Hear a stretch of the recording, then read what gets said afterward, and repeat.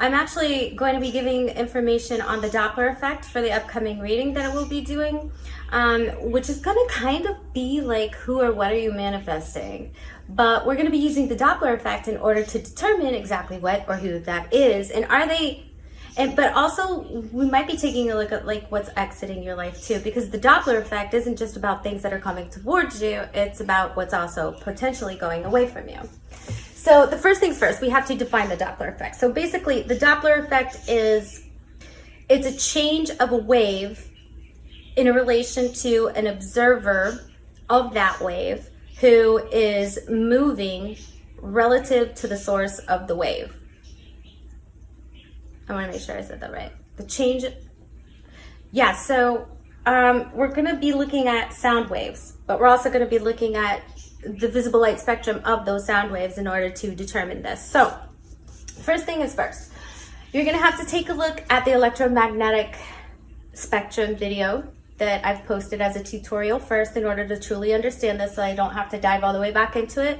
And then you want to take a look at the visible light spectrum video after that to even more fully understand what I'm about to show you here with the Doppler effect. So expecting that you've done both of those videos already, or at least have your own common knowledge, which I didn't, go figure, about the Doppler effect, here's what we've got going on. This is you. You look fantastic. And I'm going to revise this wave. And this is somebody else who also looks fantastic. Okay, so is this person coming toward you? And you're moving, you're walking, you're going this way, you're doing your thing, or maybe you're walking and you're going that way. We don't know, but we'll find if you're moving towards or away from the person or thing. Because you're manifesting something, and just because you manifest something doesn't necessarily mean that it's coming toward you. Keep that in mind too. Anyways, you're moving, you're going somewhere. But let's say that this person or thing is coming towards you. So at first, this is what it's like. But then at some point, as they make their way closer to you, the energy changes. Now the frequency has sped up, and what we're going to determine in our readings is how close is this person or thing to you? And really, what are you doing at this moment? Are you walking away from them? Are you going towards them? Like, what's going to happen? And then we'll determine what type of situation that is between you and this other person, and we'll see what's going on energetically. Now, let's say this is you, and you're walking in some sort of direction. Whatever, you're moving. Because everything, no matter what, everything is in constant motion, even spiritually, even energetically, right? So this is you. Let me label this as you, and this is them. So now here, let's say they've already caught up with you, but now they're leaving. Okay, I can draw so much better than this. All right, now here's them. And they're going this way. Let's give them arms. That would be nice if we did that. Okay, so here you are, and notice how the frequency was close as they were close to you, but the further away from you they go, the frequency actually changes and it gets larger. So remember, larger waves equal lower frequency. And on the visible light spectrum, the lower frequency was actually red.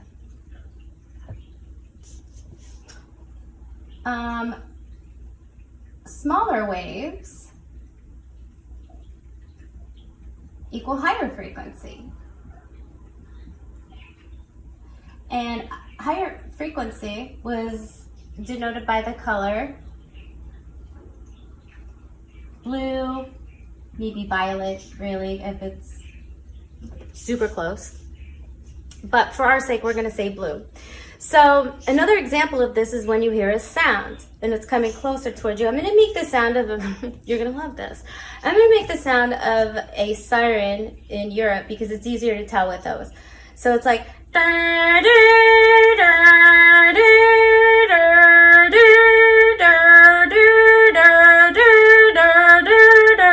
wasn't that annoying? Anyways, that's clearly coming closer because the sound started slow at first. And then as the object, the siren is moving towards you, the frequency actually increases because the object is closer. So the sound sounds closer together. Now when that object is moving away, that ambulance or whatever is moving away, the siren actually sounds like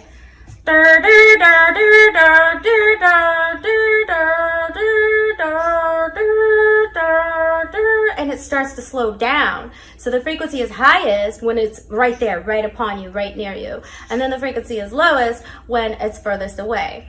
Now, what we see is that the closer something is to you, and I want to double check that right quick.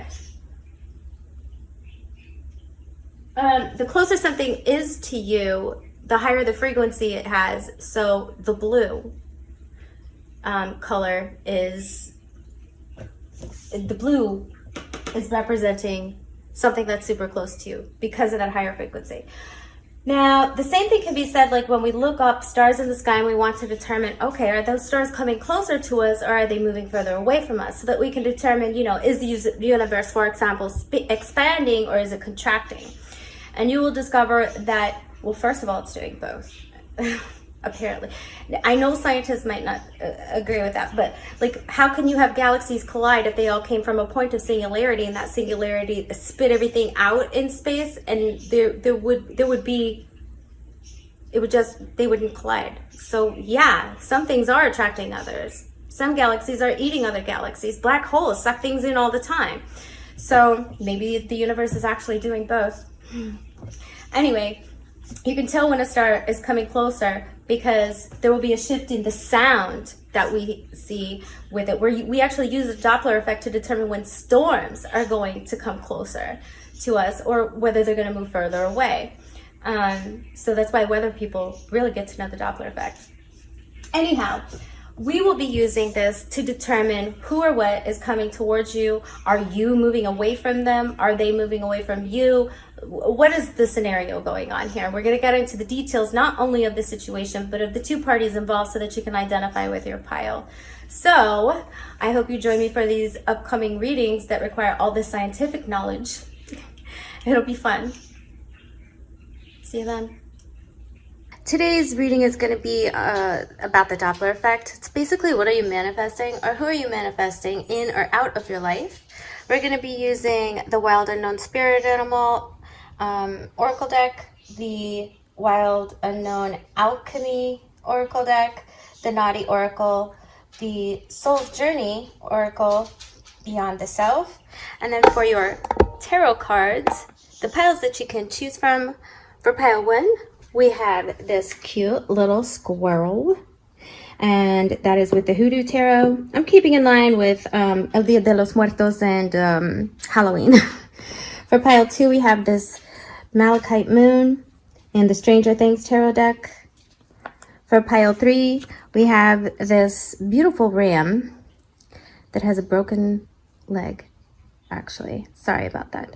And with the Hieronymus Bosch Tarot. And then for pile 4, we have the Dark Mansion Tarot with this cute little opalite star. So tune in. Usually the pile that you want to choose first is the correct one. And I'm sorry that I'm hitting the camera. Oh my goodness. Anyways, and I will see you in the reading. If you have yet to watch the video that I had on the Doppler effect and how you can apply this spiritually to your life, I'm going to link it, but then I'll probably also cover it during the reading. I don't know. It depends on how the channeling goes. See you soon. Welcome pile 1 to your Doppler effect reading. So grateful to have you here. If you have yet to check out my video on what the Doppler effect is, I'll put a link to it in this video for you. But to give you a quick history, here is an object, and here is another object, and there's some distance between them, some time and space between them. And this object is in motion, and it doesn't matter which direction that it's actually going in. But let's say, for example, this object is coming towards this object over here on the right. So there is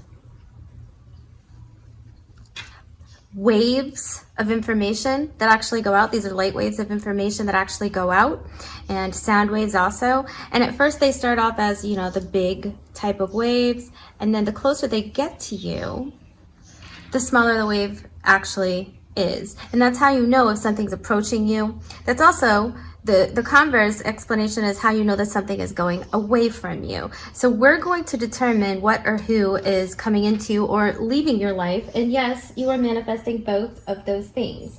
I love to learn new details in scientific and mathematical information all the time. That's also how my guides communicate with me.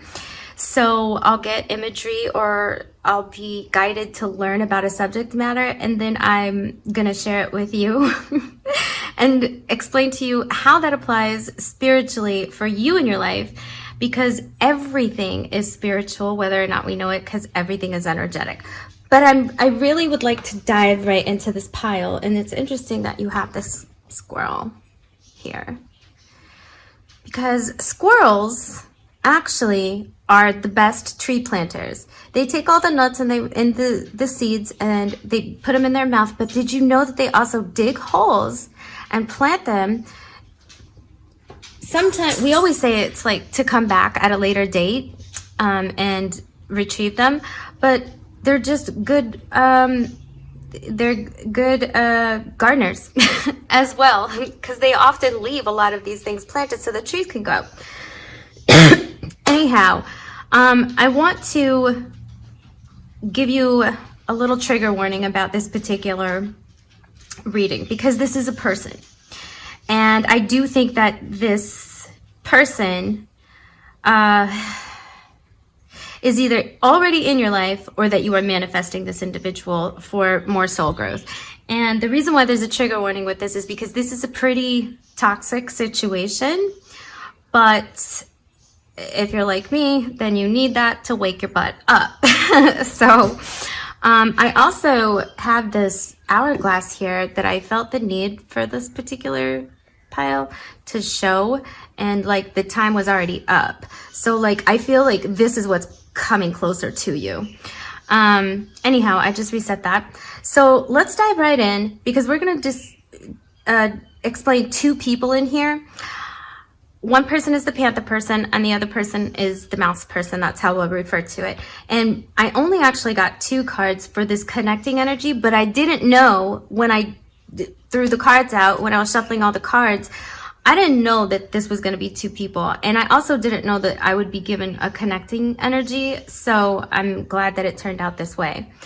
Anyhow, what I want to start with first is this mouse person. And I feel like most of you will resonate with this mouse person. This mouse person has been living in a state of fear for quite some time. And maybe the 4th of July is significant to this mouse person. But I did just say mouth person. And this mouse person's biggest lesson right now is on speaking up and having healthy boundaries and confronting problems. So it's interesting that I accidentally said mouth. But anyhow, so this, sorry if I keep hitting the camera. This mouse person is either already angered by this panther person or will be angered by this panther person. And vice versa. And you know, I do want to change these cards. I knew something felt slightly off. This makes more sense. Okay, so like when I channel, or when I flip out the cards and everything, I'm in contact with my guides, and the cards kind of come out as they will. Sometimes I'll be guided to choose specific cards without looking at what those cards are, and sometimes not. Sometimes they'll just pop out. So in this particular scenario, I had both situations. But I knew that something was off about the energy over here, because yeah, this mouse person is pissed. But this parrot person this panther person is actually even more pissed. Yeah, P, I'm seeing the synchronicities here, and then the reds over here, and then the purples over here. So this, and that makes sense here with the red over here and the purples over here from the connecting energy card. So now I know I've got it right. This mouse person is very scatterbrained, but that's not in a bad way. Like, they're pretty sweet and cute and adorable, but they do have a lot of energy, and they have a difficult time trying to figure out how to expend that energy. This mouse person is actually very concerned, very worried about this particular connection. And if the connection has yet to come into your life, you will be, as the mouse person, because I really do feel like the mouse person is you, you will be very worried about the connection when it does come into your life after a certain point in time. This particular relationship is meant for some serious soul growth, and it's not an easy connection. This connection will create a lot of chaos for both people. It'll create a lot of confusion for both parties as well. And I will dive into that a little further, and we'll definitely get it in the cards. And you know what? No wonder you chose the Hoodoo Tarot, because that's related to this too. Okay, I'm going to get into this. I have gone through this before, and I want to tell you, there is, first of all, when it begins, holy moly, you have never felt anything like that before. This is definitely a very significant connection. The person, the Panther person, is going to make you feel so seen at first. What the goal here is that the universe is trying to help this mouse person who has been pretty much shat on by a lot of people. As a matter of fact, I would venture to say that most people think they completely underestimate this mouse person. I keep wanting to say mouth person, so you really have some speaking up to do. You need to and hopefully are in the process of setting healthy boundaries and then communicating that to people in a way that you are comfortable with, but also in a way that's well received by other people, to include this Panther person. But this Panther person is what sparks this healthy boundary setting, or it sparks the, I don't want to use the word damage, but sparks the situations that prompt the mouse person to see that their boundaries have been constantly violated, and not only by this Panther person. It's not that the mouse person doesn't have any self-respect or self-love, but they don't. Because if they respected themselves the way that they should, and if they loved themselves the way that they should, then they wouldn't be allowing people to poop all over them. Sorry, I was going to use another word. This mouse person is pretty stressed out at this point in time. And this mouse person is also very worried about the future. I think that they're not only worried about the future in general, but they're worried about the future with the Panther person, or you will be worried about the future with the Panther person when the Panther person comes in. Now, the Panther person has a lot to offer this mouse person when it comes to soul growth. Like, a lot to offer. But the challenge is going to be like working through pain in order to see the offering. If you pay attention to the Natural Mystic, if you subscribe to her channel, she's absolutely beautiful soul, oh my gosh. She does a lot of teaching and enlightening when it comes to strange topics such as alien love bites. And I'm going to actually see if I can post her video in here and link it for you, because that sounds like what this is. An alien love bite. These two people, don't get me wrong, are quite infatuated with each other, like they've never been with any other person before. This Panther person comes across as very charismatic, and this mouse person comes across as very stoic, but with like this beautiful, gentle side that the Panther person can't resist. Excuse me, my little milk water mixture, sorry. This mouse person is definitely being prompted by the universe to see their shadow side that it also exists within this panther person, because while the mouse looks small and cute and whatever, like these firecrackers around them, like they can go off, and they can go off easily. And that's because they haven't spoken out in the way that needs to be done and set their healthy boundaries. It's continuous violations of these boundaries that create this shadow side within this mouse person.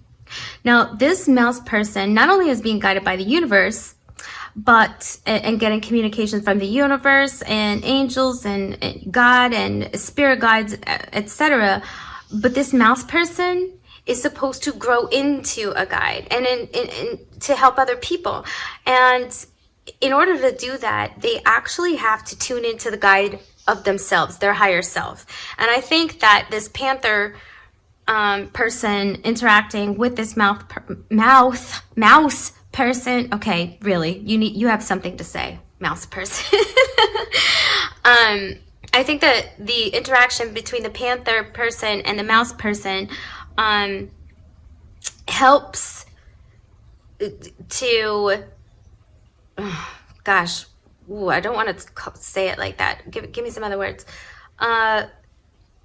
Sorry, my brain kicked in because I wasn't comfortable with the way that something was given to me. Because it's, okay.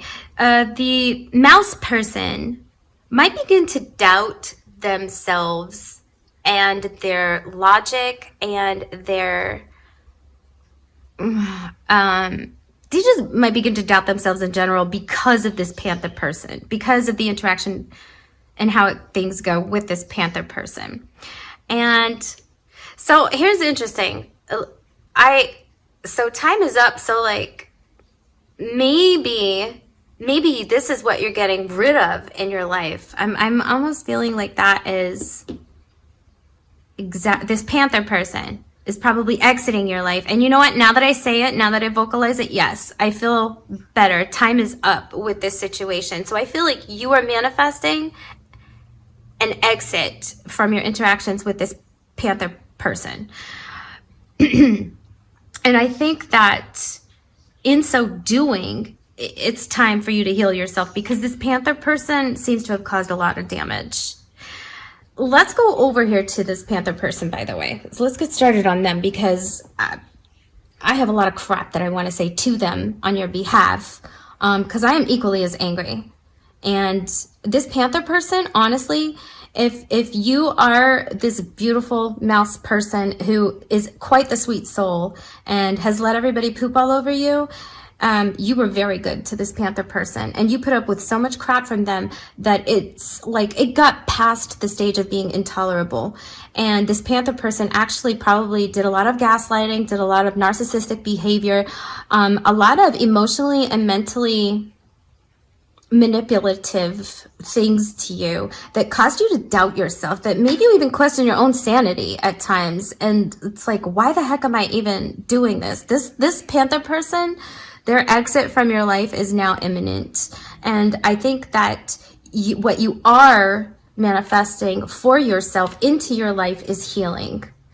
And that's exactly what you need right now. You need to pay attention to what the universe is telling you to do, and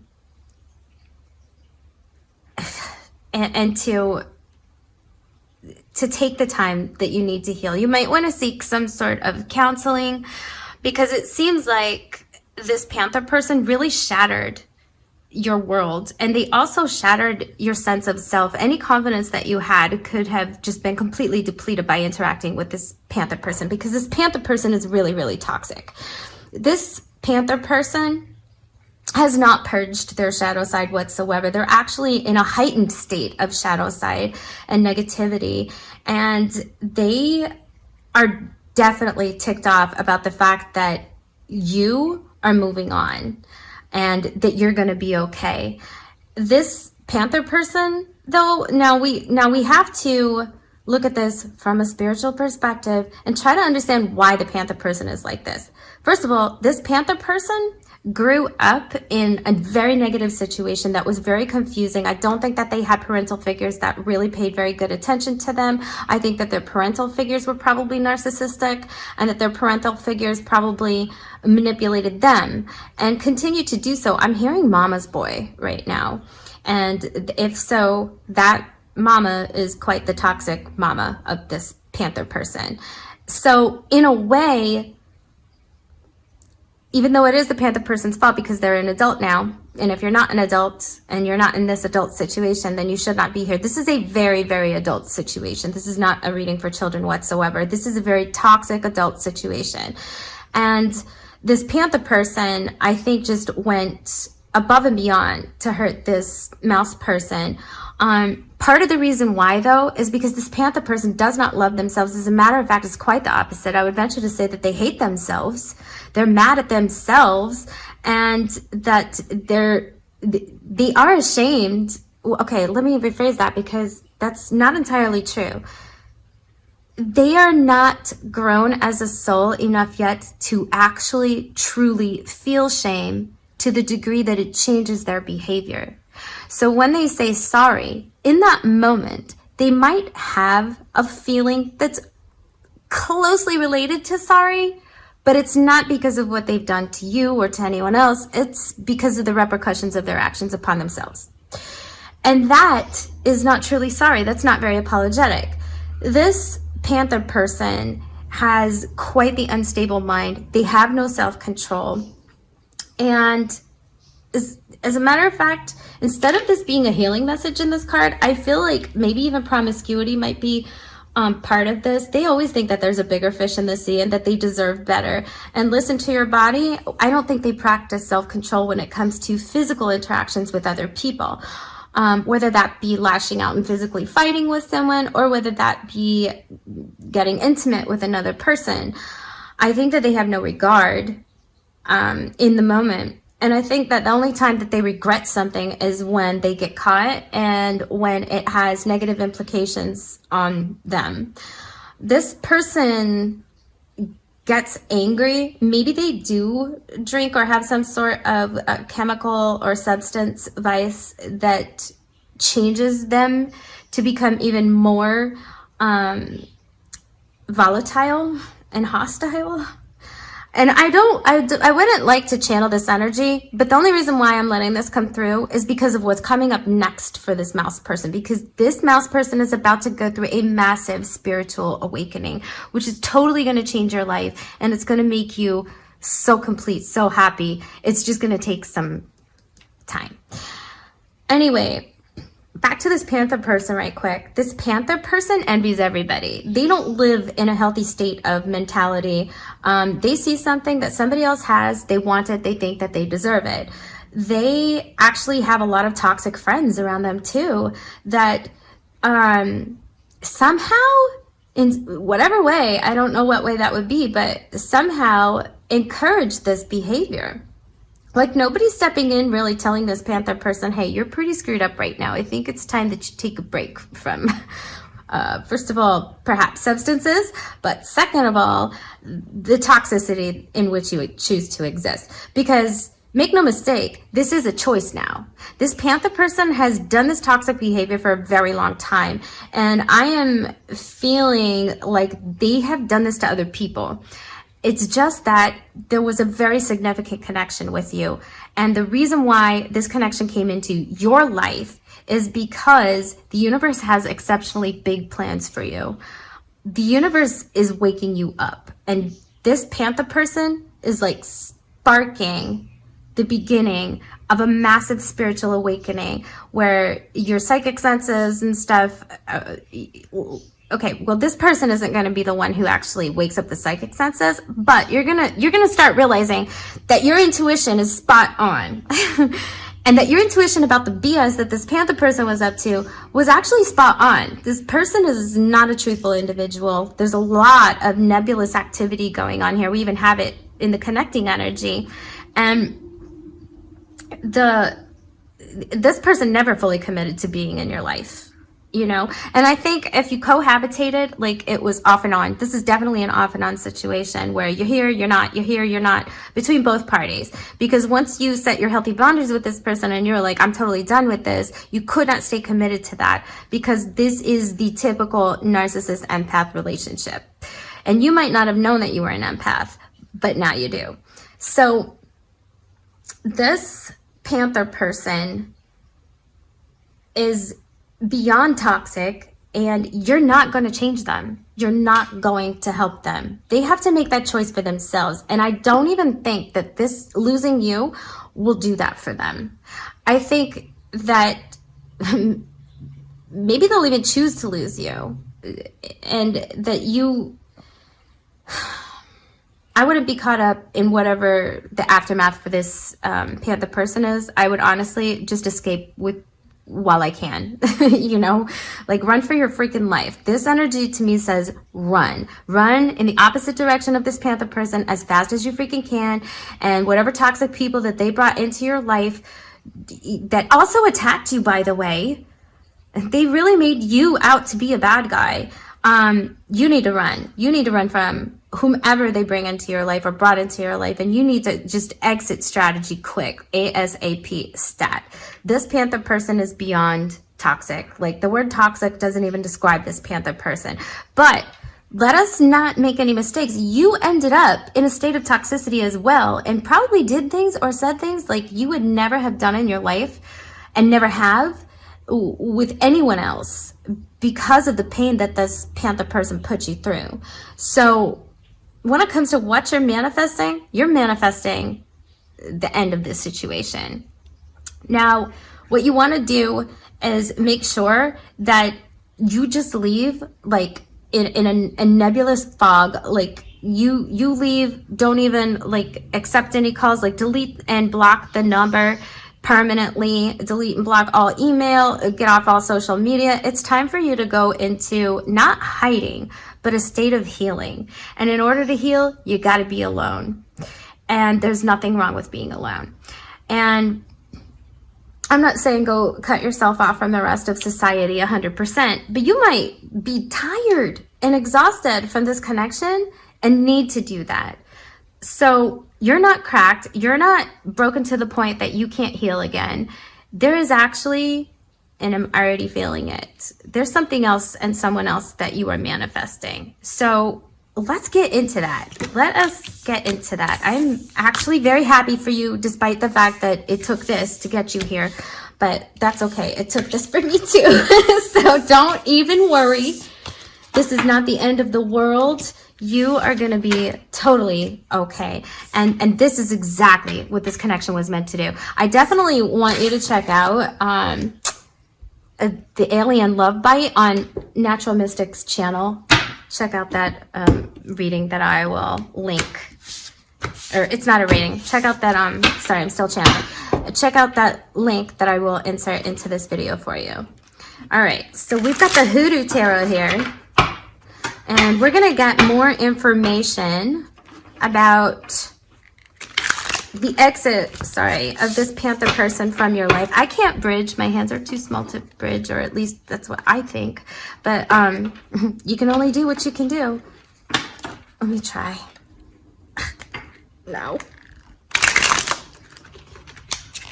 No. Okay. I don't know how I just lost that. See, chaos? Chaos was one of the cards. But chaos, okay, so chaos is related to the void card. On the Panther side, we had that chaos card, and that chaos card was talking about the opposite of the void. The void is like where there's nothing, it's desolate, and there's confusion because of the nothingness. But in the chaos card, this is confusion because of too much. This is over-presence, overstimulation. And even the physical intimacy in this particular relationship, because for some reason I'm picking up that there has been some, was off the charts, overly stimulating and absolutely amazing. I'm getting goosebumps all over too. But that's, you know, you might not have experienced anything like that before.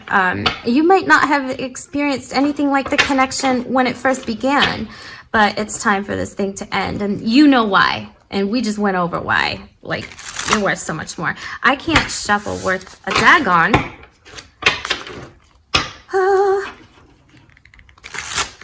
Okay. All right. Let's learn more. The Three of Coins, which is the Three of Pentacles in reverse. The King of Coins. The Ten of Knives. I think that's way too much, guys. Yeah. The Ten of Knives in reverse. Yes, this was, oh gosh, this was rough. We're going to do 5, okay?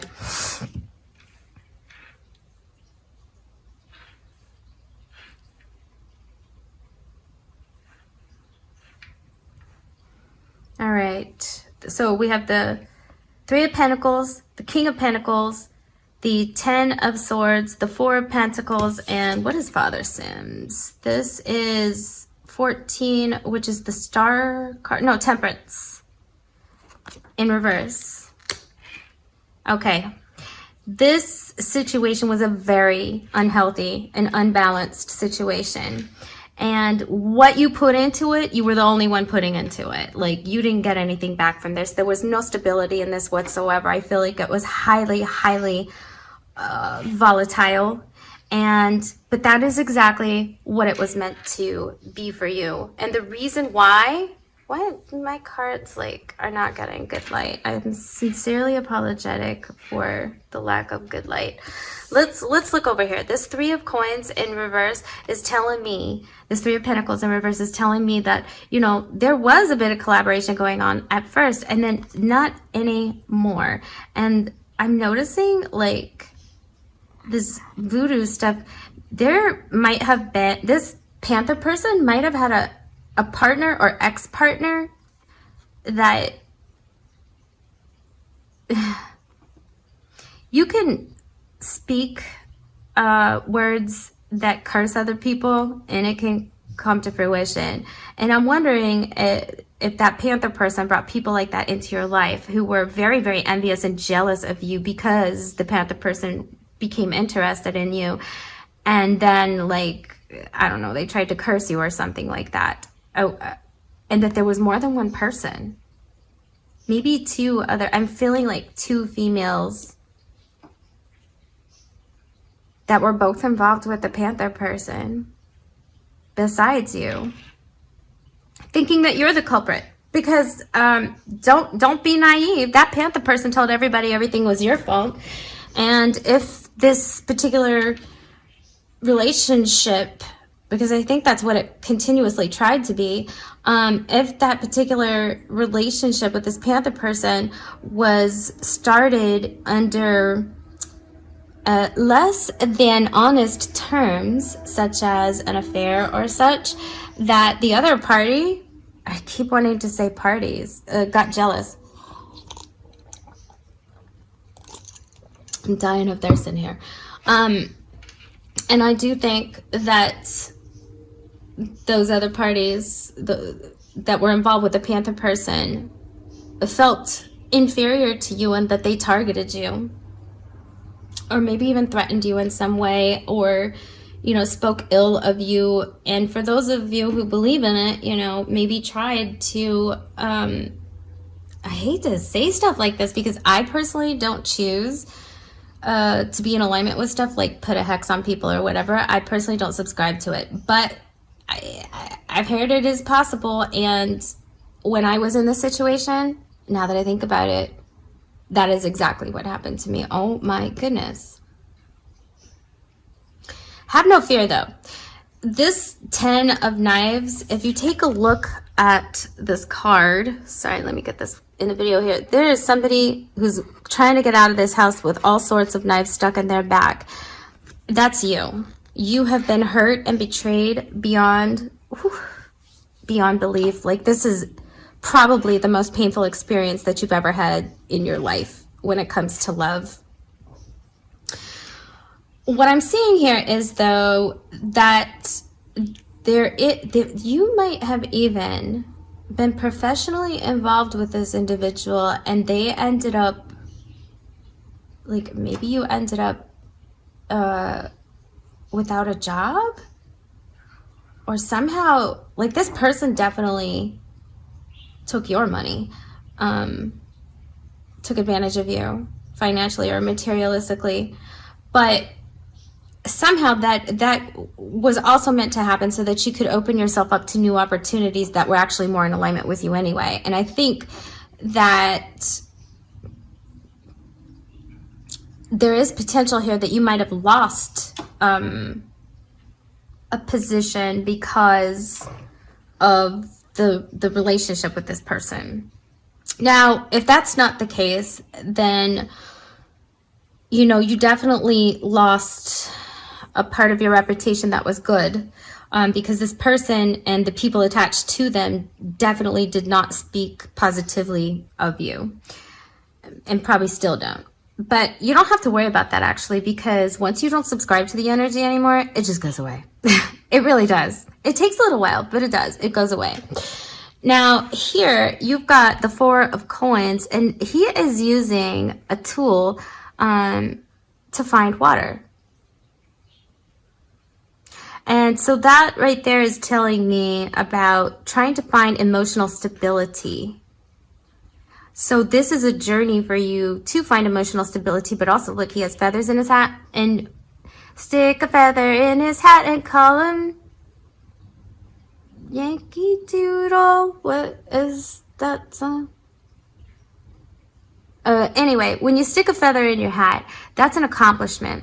The reason why Indian chiefs have all those beautiful feathers is not to just depict, you know, nature, etc., but it's also out of clout, like they've achieved something spiritually, particularly because I'm talking about Native Americans, highly spiritual individuals. So, and also this card, the Temperance card, is talking about spiritual balance. So this entire situation is actually manifesting out the person, the Panther person, but manifesting in spiritual balance for you. Let's ask about that, because this spiritual balance is, I'm hearing this loud frequency. Oh my goodness. Very high pitch. This balance is going to take you time, and it's going to take dedication. So that's what I want to focus on, because you are truly manifesting that to yourself, and you're also manifesting healing. This is a card of healing as well, and you are not healed, so we're manifesting healing. Look, I'm very, very sorry that you had to go through this. Nobody deserved to be treated the way that you were treated. And it breaks my heart to know that you had to go through this massive amount of pain, and that you lost so much, because you did. You lost a lot. I would venture even to say financially, but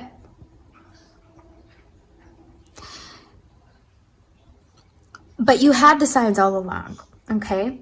You had the signs all along. Maybe not very, very initially, although they were there. They might not have been as prominent in the beginning with this connection, but the signs were there, and you made your choice also to stick around. So yes, you were a victim, but now you choose not to be. That's what you choose. That's what you manifest. You choose not to be a victim any longer. You choose to stand up. You choose to speak your voice. You choose to get out of the nebulous fog. This was absolutely necessary for your spiritual growth, because you have a path that you're supposed to be on that you're not on yet. And it's time that you get there. So let's talk about that path, because it's a beautiful path.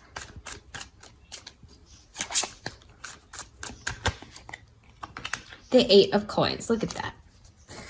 Very lovely. Putting in the work, putting in the effort on you.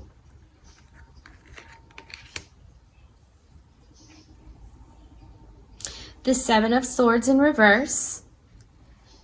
Oh, I'm hearing know thyself. The Death card in reverse. The Big Queen, which is the Empress, in reverse. I guess there are two. Three of baskets and 7 of sticks. So the 7 of wands, this is all about you having those healthy boundaries, the 7 of wands. And also shedding a lot of that emotional vulnerability that you showed with this Panther person and toughening up, like learning how to control your emotions as well as enforcing your healthy boundaries. Let me show you this card right here.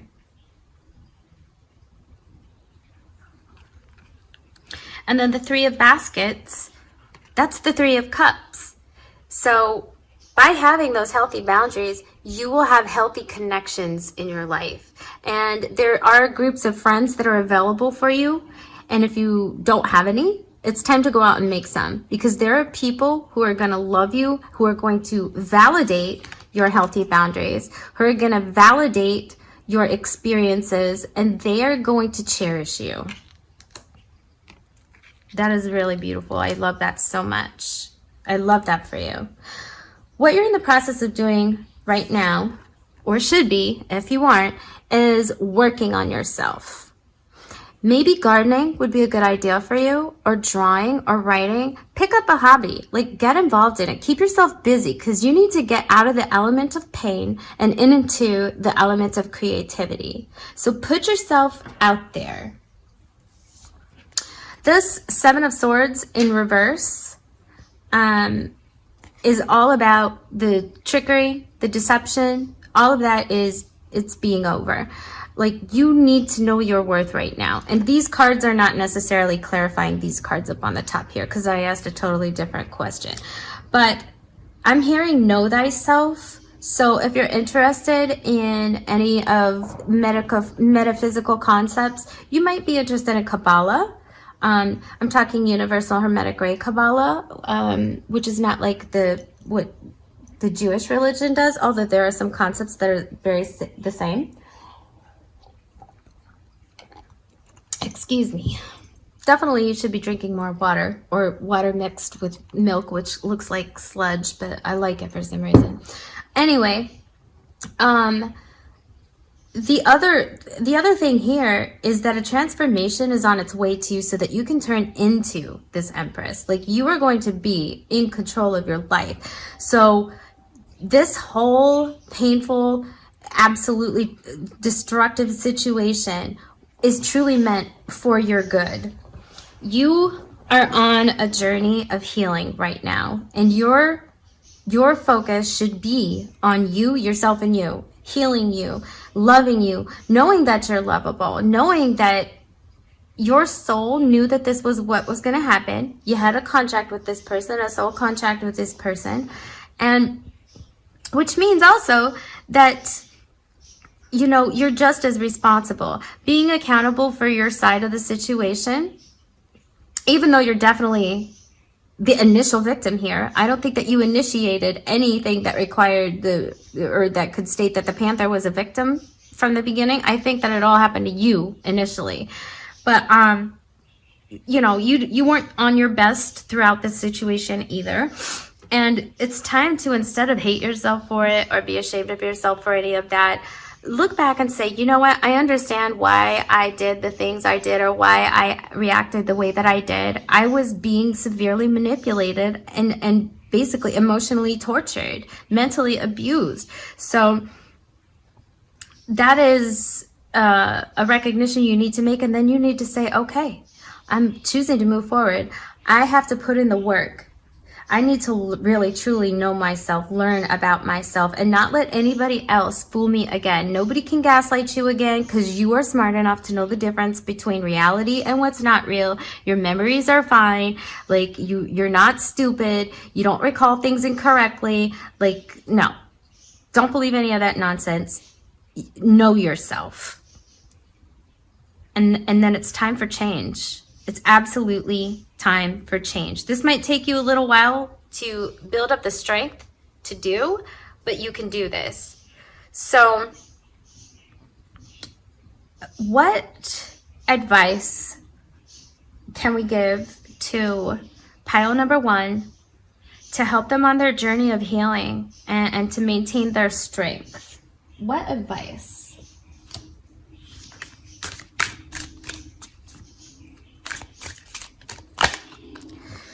Give your inner critique a vacation day. Be kind to yourself. Absolutely. What else? What's this one? Find ways to lighten up and not take everything so seriously. Yeah, it's about time that you got out there and you had some fun. You had some laughter, because you truly deserve it. This has been a rough ride. What's this one? When you find something that excites you, go all in and enjoy the ride. Oh my goodness, yes. It took me a while to get past my karmic situation also, but I did, and you can too. And you know what? This card right here is telling me so much. Be authentic. Anything else is just exhausting. And that's true, because this relationship did not bring out the most authentic version of you. It didn't. As a matter of fact, I would venture to say it brought out sides of you that you didn't even know existed, and that you might even be ashamed of. And that's okay. We're not perfect. You know, the best way to learn is by effing something up. Totally. Okay? The best way to figure out who you are, pretend you're not somebody, and then you'll get so fed up with how are you saying it? Pretend to be someone that you're not, and you will get so fed up with your own inauthenticity that you will have no choice but to explode one day and be your truest self. And that's exactly what's happened in this particular case. Not that you deliberately tried to be inauthentic, because you didn't. It's just that this person drove you batty. Like, this person was just in a very unhealthy situation. So yeah, it's time for them to go. What else can we tell pile 1 to encourage them? Self-esteem. I possess gifts of the soul that benefit me and others. Absolutely. Yes. And this one too, I'm seeing. Change. I understand that nothing can grow or evolve without movement. Success. I know that there is no greater goal than to love yourself. Okay? And then last but not least is growth. Like I kept mentioning, this is all about your personal growth. I want to expand my consciousness and my awareness. You need to work on your self-esteem right now, because it has been pilfered. And it will take time to create the changes needed to feel positive self-esteem on a more regular basis. But you have to give yourself time, and you have to do the work. You have to put it in, because if you don't, you can't grow or evolve. You have to keep moving away from the situation. Success. I know that there is no greater goal than to love. You need to love yourself. Right now, that should be your main primary focus. Don't do anything that is out of alignment with loving yourself. Don't accept any people in your life that don't love you as much as you love you.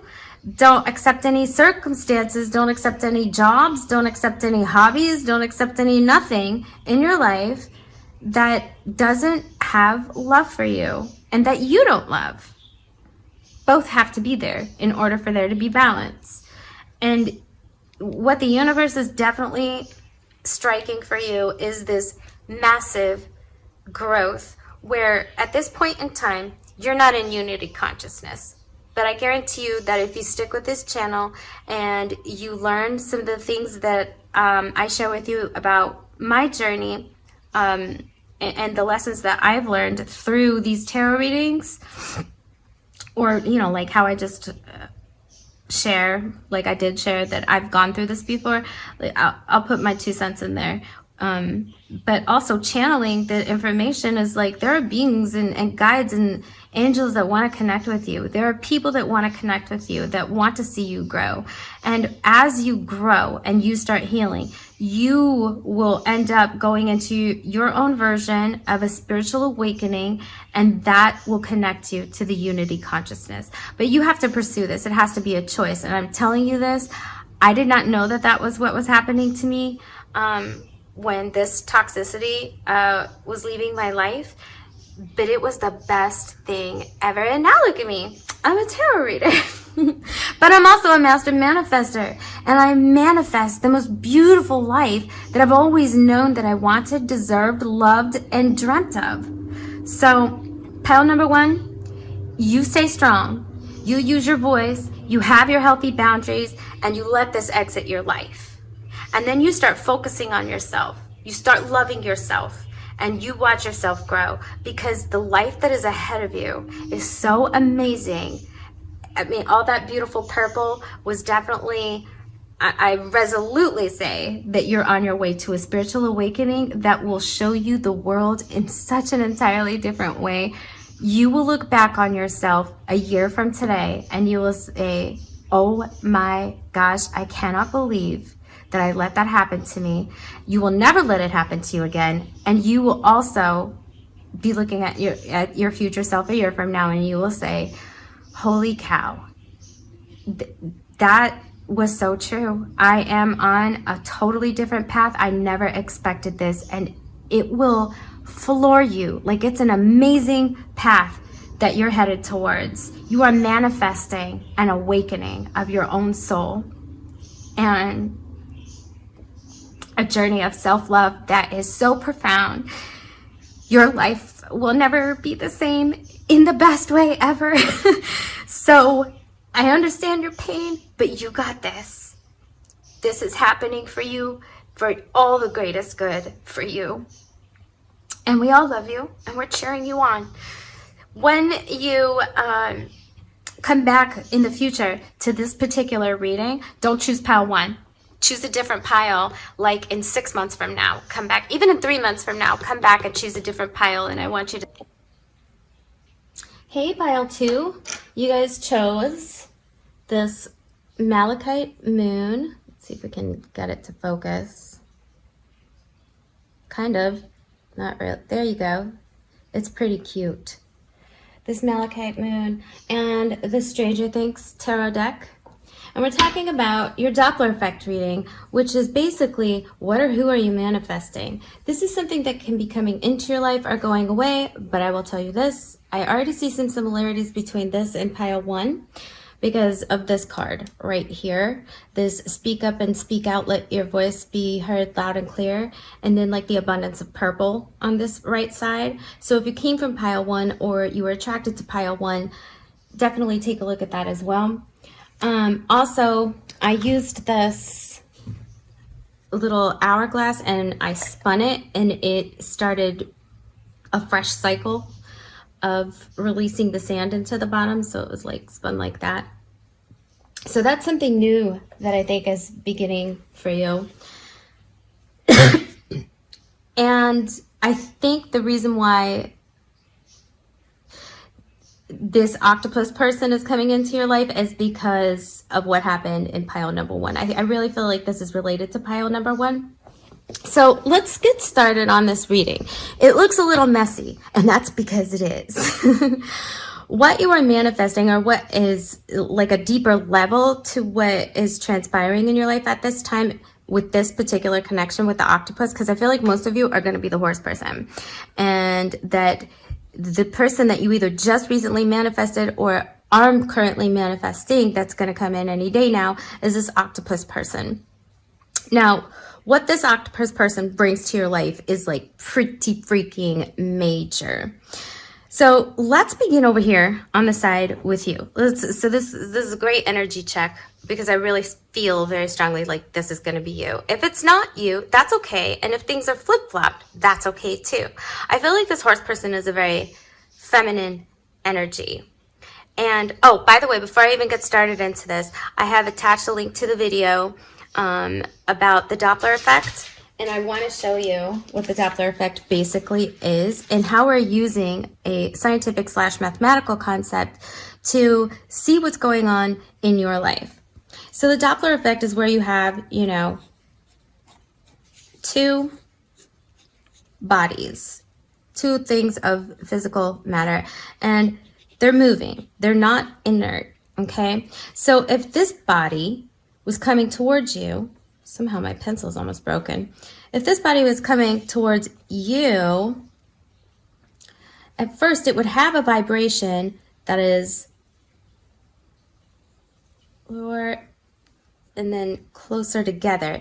The closer it comes to you, the closer together the wavelength is. So this is why you need to take a look at my video, because I did a much better job describing it then. The one that's linked in here for you.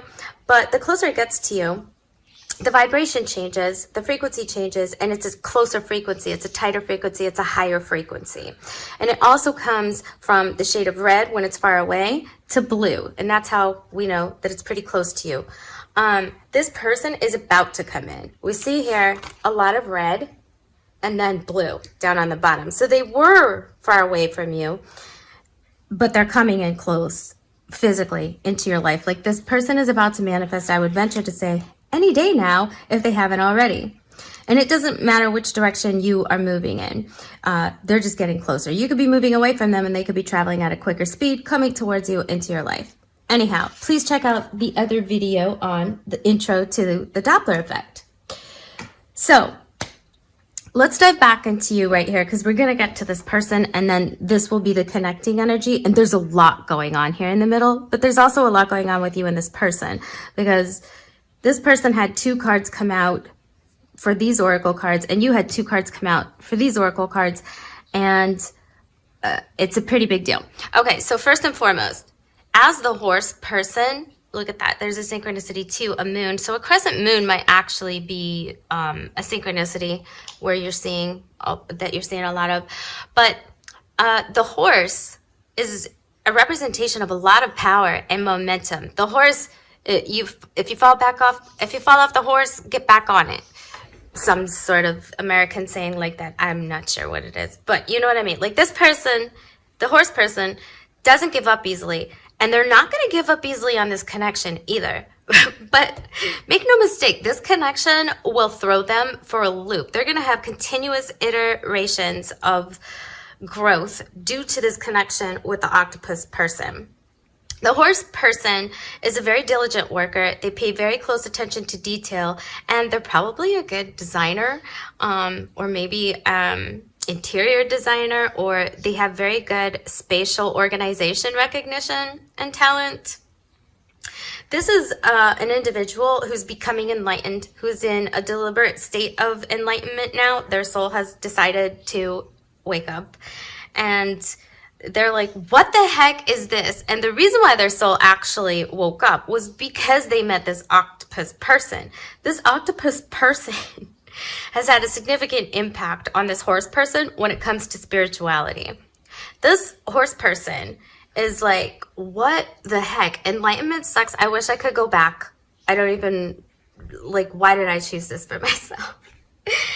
And they have been significantly betrayed by others, and they're learning how to be honest with themselves. And I'm hearing know thyself, which I think I heard in pile 1. I don't recall, but because I did that the other day.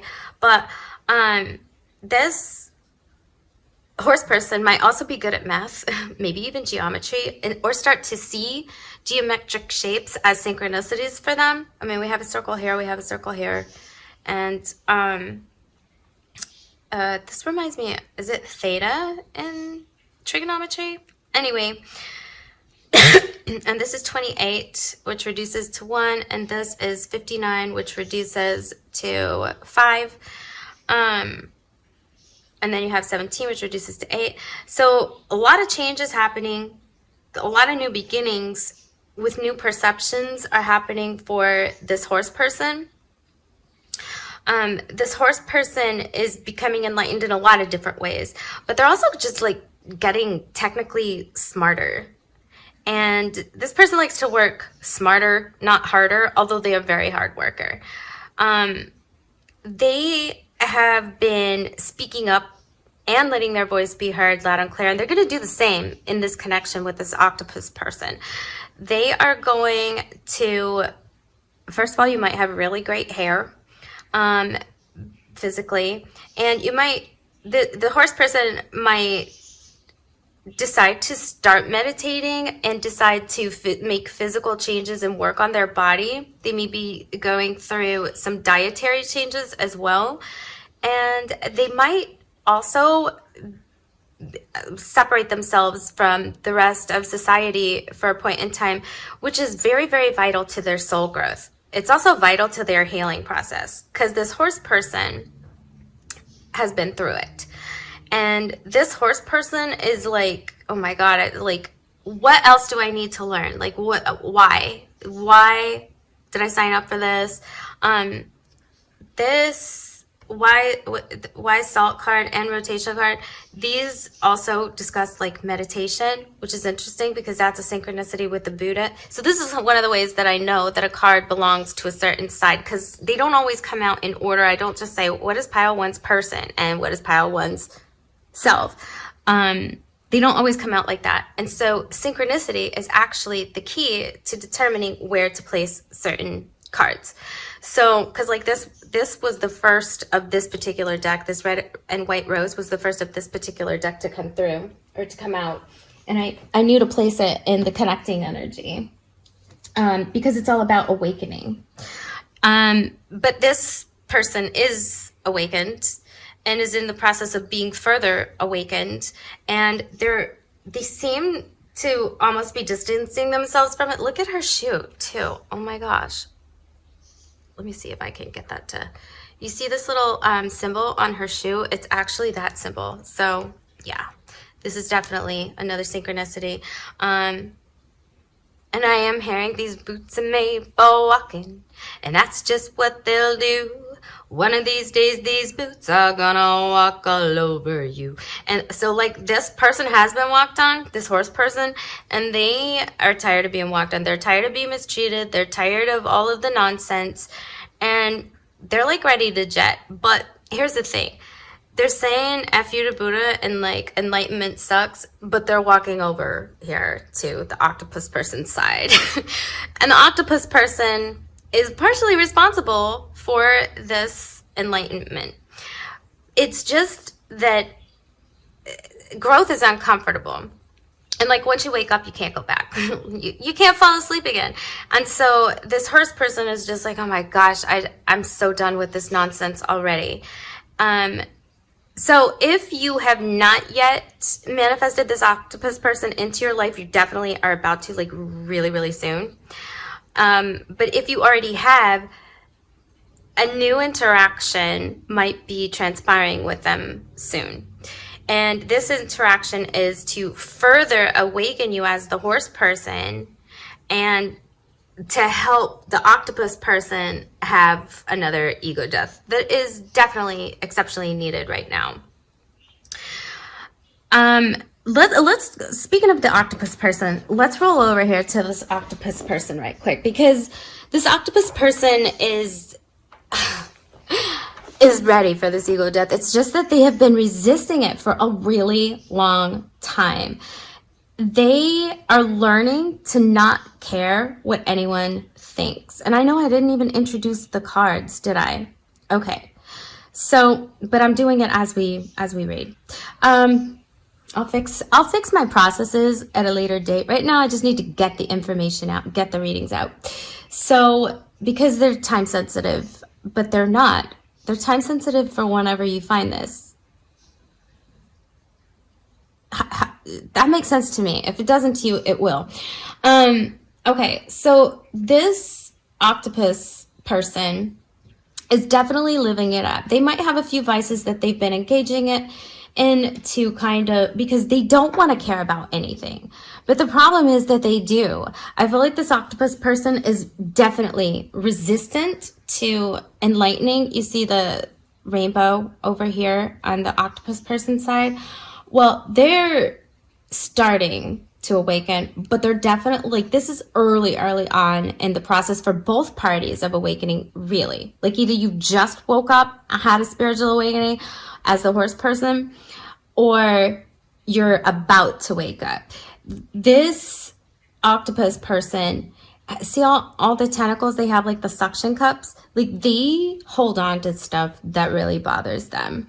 And they don't even believe in like psychic stuff. They don't believe in spirituality. I don't think that this person knows what they believe in. I don't even think that they're exploring what they believe in. But they definitely don't believe in spirituality or tarot at least right now, they do not connect to their psychic site. As a matter of fact, I think that they would think that all psychics are quacks. And I don't think psychic stuff is something that's ever really crossed their mind before, but this person has very, very significant psychic capabilities, such as telepathy, like over here with this horse person. These two are on the same page of a different book, though, right now. Like, did that come out right? Is that, or maybe they're reading the same book, but on a different page. I don't know which way it's supposed to be. But anyway, this person is a little bit of a jerk, even though they don't mean to be. It's how they come off, because they don't want their life to change. And that's exactly what meeting the horse person is triggering in their life. Significant change, but they are so resistant to anything because, oh, God forbid they get hurt again, or, God forbid that they have a different perspective on something. This individual thinks very highly of themselves here with the Rex Marinus, the Drowned King archetype card. Like, this person has definitely had a fall from grace. Something significant and scandalous has happened in their life, and I think that they're just continuing it and like drowning at the bottom of the sea. But you know what? It's easier for them to exist in that state than it is to wake themselves up to the fact that they need to make changes, but they don't. They are not interested in change because change would mean that they would have to start entertaining what their true feelings are, especially when it comes to this horse person, because they actually have feelings for this horse person. And these feelings, they do not understand because they are very spiritual feelings. They don't understand why, first of all, they hold this horse person in such a high light and in high esteem. And they don't understand why the horse person has been on their mind and that they've been having thoughts of this horse person. If they have yet to meet you, this is what would happen or will happen. Here we see another death as the person is really going with ego deaths, and it's like they're running into brick walls. They're definitely running into brick walls, performing the same type of behavior over and over and over again. It's just a repetitive cycle with them. New beginnings are needed, but this octopus person is very resistant to new beginnings, because a new beginning would mean that they would have to be a totally different type of person, somebody who is much more accountable. I don't think that this octopus person has any accountability, but there's a movie called My Teacher the Octopus, or The Octopus Teacher, or something like that. And it was so beautiful. I cried. Oh my gosh, I highly recommend it. This person is cut off from their emotions, and yet this is a water card, and it's like water is all about emotions. And this octopus person is like not willing to deal with their emotions. And I would venture to say that that's because their emotions were crushed and still belong in an old situation that is already over. They definitely have been pooped on by life, probably a very dark feminine energy, or somebody who was in a heightened sense of distorted femininity. And, maybe they think that this horse person like cast some sort of spell on them because like they don't catch the feels, and they actually like this horse person. And yet this horse person is not anything that the octopus person would have chosen for themselves. Ooh, I just got goosebumps. Oh my gosh.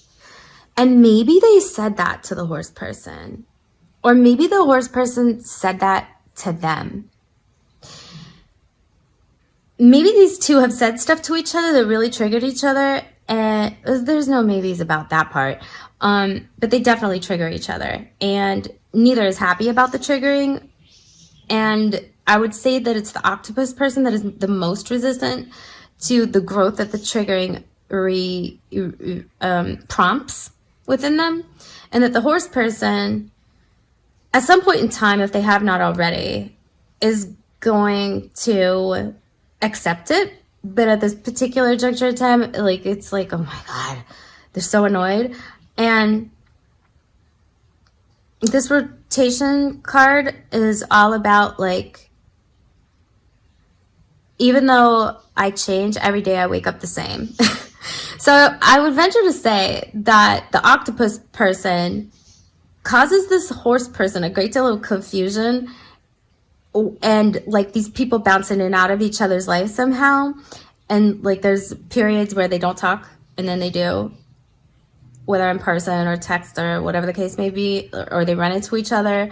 And that's because these physical interactions are needed in order to awaken both parties. Because let's move into this connecting energy here, number 33. 33 is a master number. And pull your head and show more compassion and gratitude. Well, actually, the interesting thing is no matter how these two behave towards each other, and mind you, they are not toxic to each other.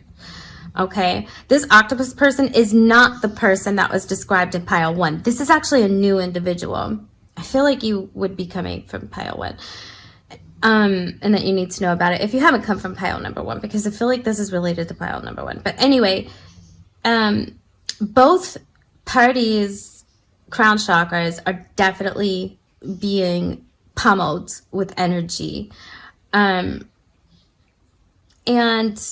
they're being shown new perspectives. They're being taken out of sticky situations, or the universe is giving them the opportunity for this right now.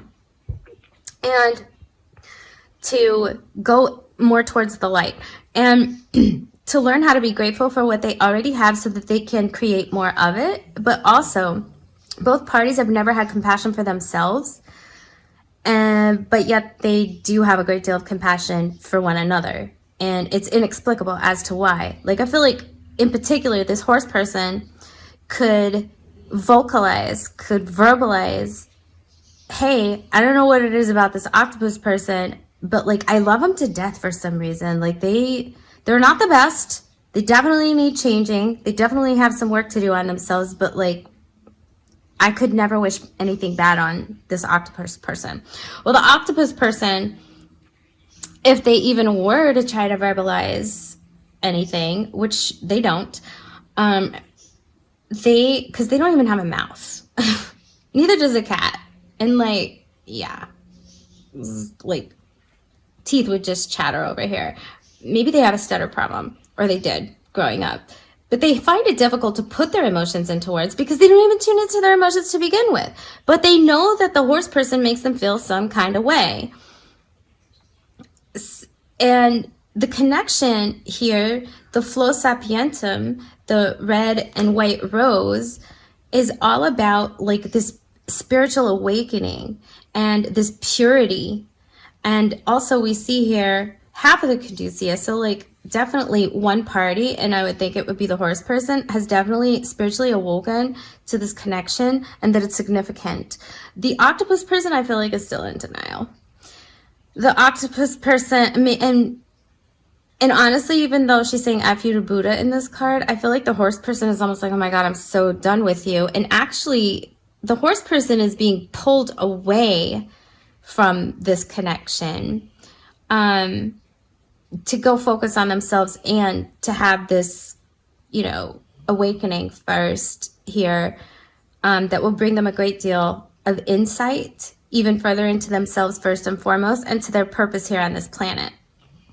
Now, what the two people do share is that there's a lot of doubt about this connection, and they're not releasing that doubt. Like, both of these people are like, what the heck? And even if the horse person had figured out what this connection is and what it's all about, they definitely still doubt it. But no matter what has transpired here, and like I said, it's not toxic. There's just, triggering for soul growth going on between the two of these. Both parties are working right now on forgiveness to other people in particular. I don't feel like if have been any wrongs here, it's probably been out of like slights and disrespect that was unintentional, but that transpired. And I feel like both parties easily forgive the other.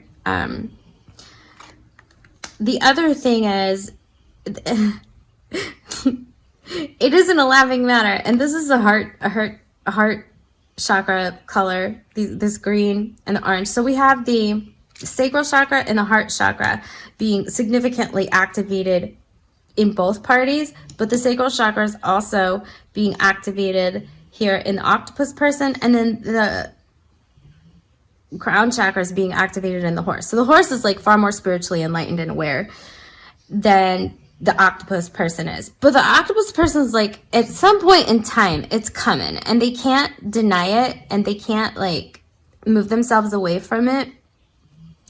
My arms look fat in this video. Anyway,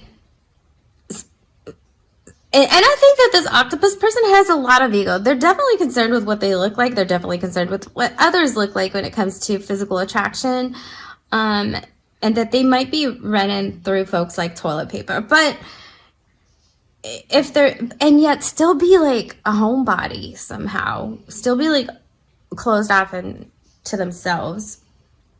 So what you're manifesting is another interaction, another iteration of growth with this octopus person, or the first iteration of growth, soul growth with this octopus person. Okay, so let's tune a little more into these details. Interesting. Wow. I can honestly say that my guides cease to let me down when it comes to, like, I'm always surprised at what I see in this stuff. So, okay. So let's get a little bit more detail about this interaction that's coming up with this octopus person. And like I said, flip it. If it doesn't resonate for you, then maybe it's not your pile. That's totally fine. This is not the easiest deck to shuffle at all, and we already know that I don't have the biggest hands. I'm not the best shuffler. I don't know why that card was visible, but, and I was thinking of the Emperor card, and I just saw it. But I always shuffle my cards and cleanse them in between readings, and I don't just shuffle them like this. Like, I will lay them out in several different piles and then shuffle them all together. So don't be worried. And besides, if you're judgmental, then don't participate. I mean, it's okay. Let's see here.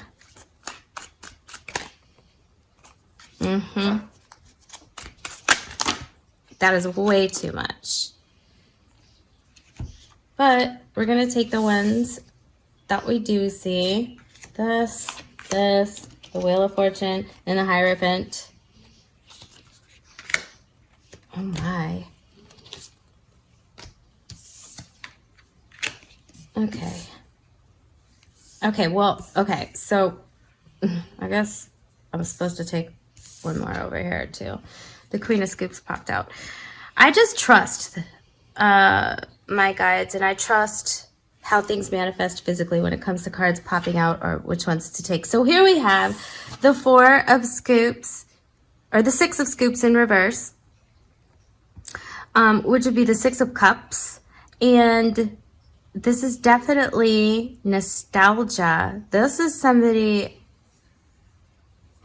which would also remind me of the Two of Cups when both of these go together. 2 scoops of ice cream, and it's one hand and another hand, and there's like the shade of red in the background. So like this was this is somebody you probably had a one-night stand with, or a 2-night stand with, and you know, it was that physical interaction that actually woke you up. But it got put on hold for a bit. As a matter of fact, I would say that there is even geographical distance between the two of you, and that one party traveled to another to see them. But this has definitely been put on hold by the universe for a significant reason, and we'll get into that. Here's why. The Death card, the Transformation card. And you guys are watching these transformations actually happen to each other. In the Drowned King card that we had over here on your person's side, on the octopus side, it's necessary for the king to drown and to have their ego death. But make no mistake that they will be guaranteed to come back completely changed. And this is the king drowning. I feel like this is you, the horse person, just watching that king drown. Like as soon as you meet, and that's the whole reason for this transformation is the whole reason for the separation. And yeah, this is definitely, because this person is not, they're very controlling. They probably want to control the outcome of this whole situation, and they need to go figure things out. Like this is not somebody who's in, this Emperor card is not somebody who's in a good state of mind. And they might not even understand that they're being manipulative, but they are. But that's because they had been manipulated. This Wheel of Fortune card is all about timing also. There are other parties involved in this situation and circumstances with other people that need to be cleared out by both the horse person and the octopus person. And here we have the Hierophant card. But this wheel also being next to this Wheel of Fortune card, this wheel in the Hierophant card kind of makes me just, there's an iteration of spiritual growth here. The Hierophant card is a spiritual card. It's a mentor card. So somebody at some point in time, well, both parties will eventually get this Wheel of Fortune upright. But there's definitely spiritual growth. I would venture to say that the horse person is actually en route to become even more enlightened and maybe have some sort of guru or mentor. And this, I feel, is also the horse person's energy. Because, listen, the octopus person definitely thinks that the horse person is very attractive. And they think that the horse person is the bee's knees and very loving, etc. The horse person was ready with these two different ice cream scoops on here. The horse person, or thought they were ready to be able to give their heart and like start some sort of relationship with the octopus person. But as it turns out, the horse person actually needs a bit more awakening and to clear their karma and to see things, to do things differently, but also do the same things with a different perspective in life. Like this is probably their last lifetime on this earth. And because, they'll reach a certain level of enlightenment, that means that they can escape any type of karma. And karma is basically just like lessons that we need to learn for our soul growth. This horse person that I see in this Queen of Scoops card is definitely sultry. Like they are yummy in general, in the general population's eyes, not just the octopus person's eyes. But I feel like this octopus person is kind of almost spying on the horse person and wondering what they're up to. And maybe even like thinking about them or dreaming about them. This looks like a very dreamy picture as well. And if anything intimate happened between the horse person and the octopus person, I feel like both parties are remembering that. And the horse person definitely wants more of it. Okay, let's clarify these cards a little bit further, like about this next iteration that comes up. What is it? We have the Three of Spokes, which is the Three of Pentacles, and the Star card. Okay, I feel like there will be, so Three of Pentacles and a Star card underneath the Six of Cups in reverse. I feel like this Six of Cups in reverse is all about a return or into the horse person's life. So I honestly think that this horse person has already met the octopus person. And if you haven't yet, maybe you're in the transition to me, and then you'll like want to come back to this, because you would be coming from pile number 1. And then like once you meet this person and they like throw you for a loop, this octopus person, then you'll want to come back and see this reading, because you'll be going through an awakening of sorts. It's definitely an awakening, and this interaction is to further the spiritual awakening that's transpiring in both parties. I would venture to say that the octopus person will be pretty surprised. Maybe there's travel involved here too, because of the bikes, and there's 3 bikes, so maybe 3 people total are involved: the horse person, the octopus person, and another party. And like either the horse person is with someone when they see the octopus person, or the octopus person is with someone when they see the horse person. But look, the fireworks go off, and like there's sudden enlightenment here. But both parties are manifesting this. Oh, I'm being shown this card. Let's see. The Page of Strands.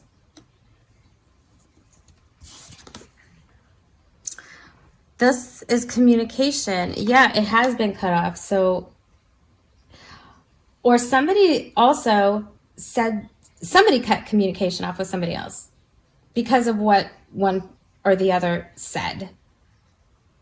So there's not just a separation going on here, like geographically, like there's communication separation too. Let's take a look at this Death card. Whoa. We have the 5 of Swords, or 5 of, are these wands? Yes. And the 10 of Pentacles.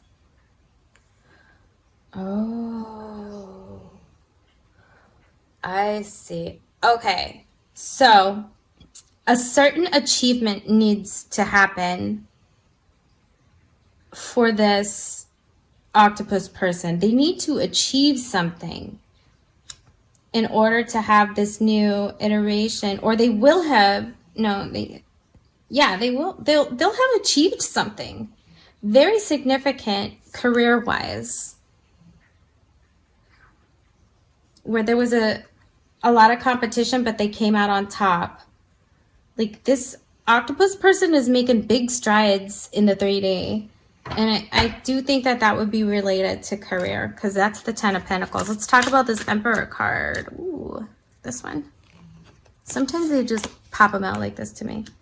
The 8 of Pentacles. Yeah, this person is definitely working on themselves.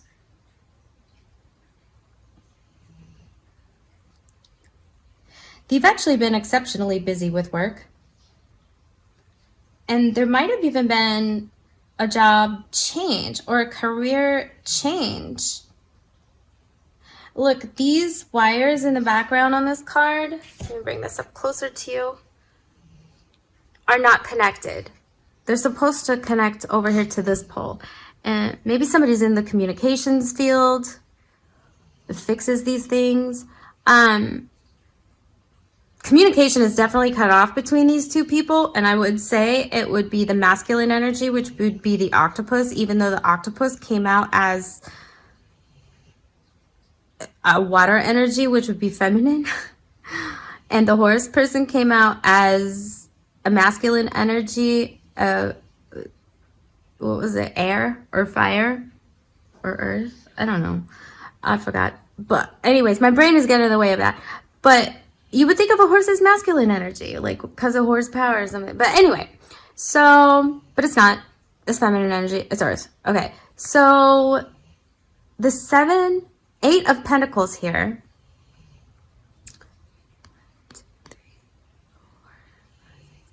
Duh, of course it's going to be 8 leaves. Is folks?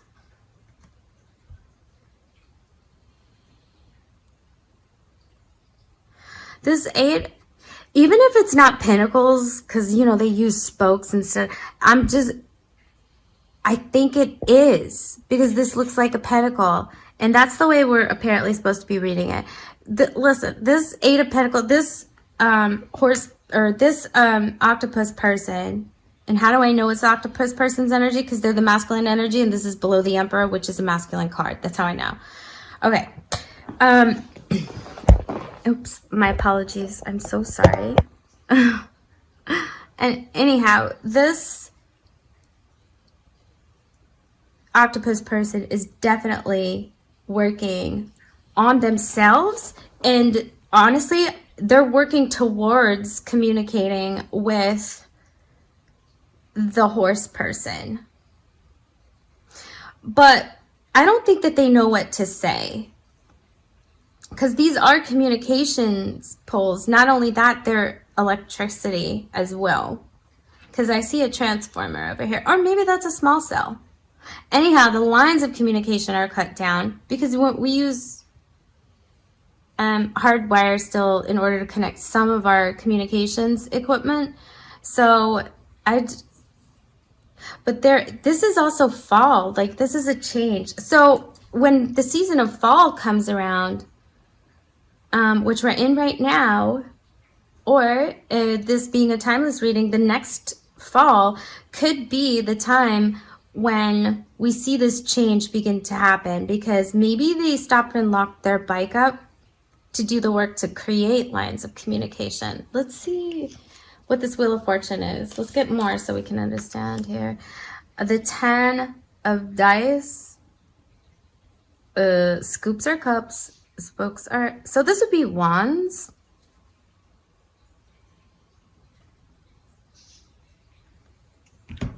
Oh my gosh, just let me get the freaking deck, because now I'm being like guided to get this stupid deck.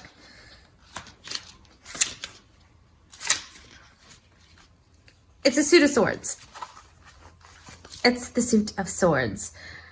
Spokes, okay, are the cups. Scoops are the pentacles. But I am being told, like, keep it the way you read it. How could I forget what those were? Anyways, so this is the 10 of swords. This separation has been dreadful, and it has caused both parties' imagination to kind of be overactive.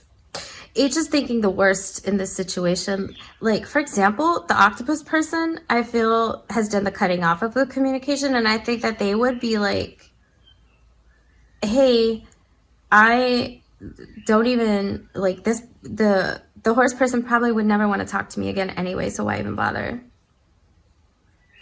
And the horse person would be like, oh my gosh, like, I said certain things to this octopus person, like, I don't blame them, they probably never want to speak to me again. I think that that's another thing holding up the timing, because these two parties are definitely overthinking this. Let's take a look at the Hierophant card, clarified by the Fool. Yeah, definitely a new beginning, a new spiritual journey. And let's see what is going on. There's a full moon over here, so maybe after the next full moon, even though you can barely see it. But somebody's going to go towards somebody else. I see some travel involved here with this car. You can barely see it. And it's a scary situation to initiate this communication, but I think somebody will. And maybe one person, like, travels to, like, where the other person is. Yeah. Okay. And let us get the bottom of the deck for this. The Page of Scoops, which is really the Page of Pentacles, but we're looking at it also as a Page of Cups. So I have to interpret it both ways. Yeah. There is a brand new beginning. See the 3 zeros? And somebody's paying for something. Like, when I see the spoon, I just think of the spoon being bent. But anyhow, this is the Page of Pentacles. Like, there won't be, like, any solid offer this next time around for love or anything like that. But I think that the next time these two meet up, that it's definitely encouraged by the universe so that they go and they work on themselves, especially when it comes to self-value and self-love. So there seems to be another iteration with this person. Let's get some advice for you. Open your heart, not just a little, all the way, and let the love flow in.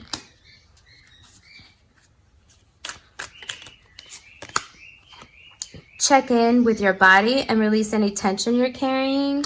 So definitely do some stretching, maybe yoga.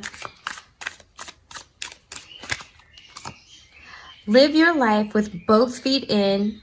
Commit fully to being here. Was that not in pile 1? Yeah, it was. Let me get another one. You have the power to create the life you love. Remember that.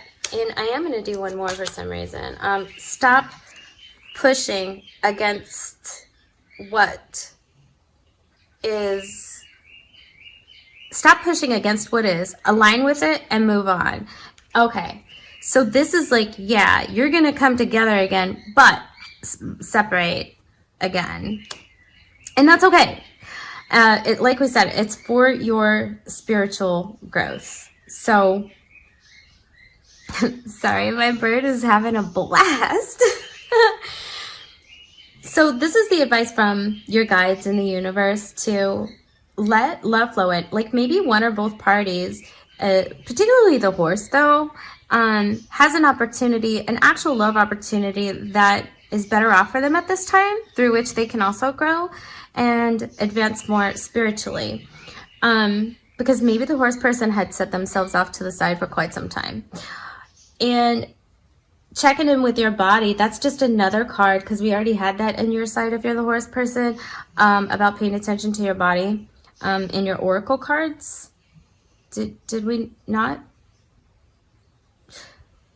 I don't know why I'm doubting everything. Anyhow, but live your life with both feet in and fully commit to being here, but also creating the life that you love so that you can fully commit to being here. I think that the horse person never fully committed to actually existing on this planet as a human.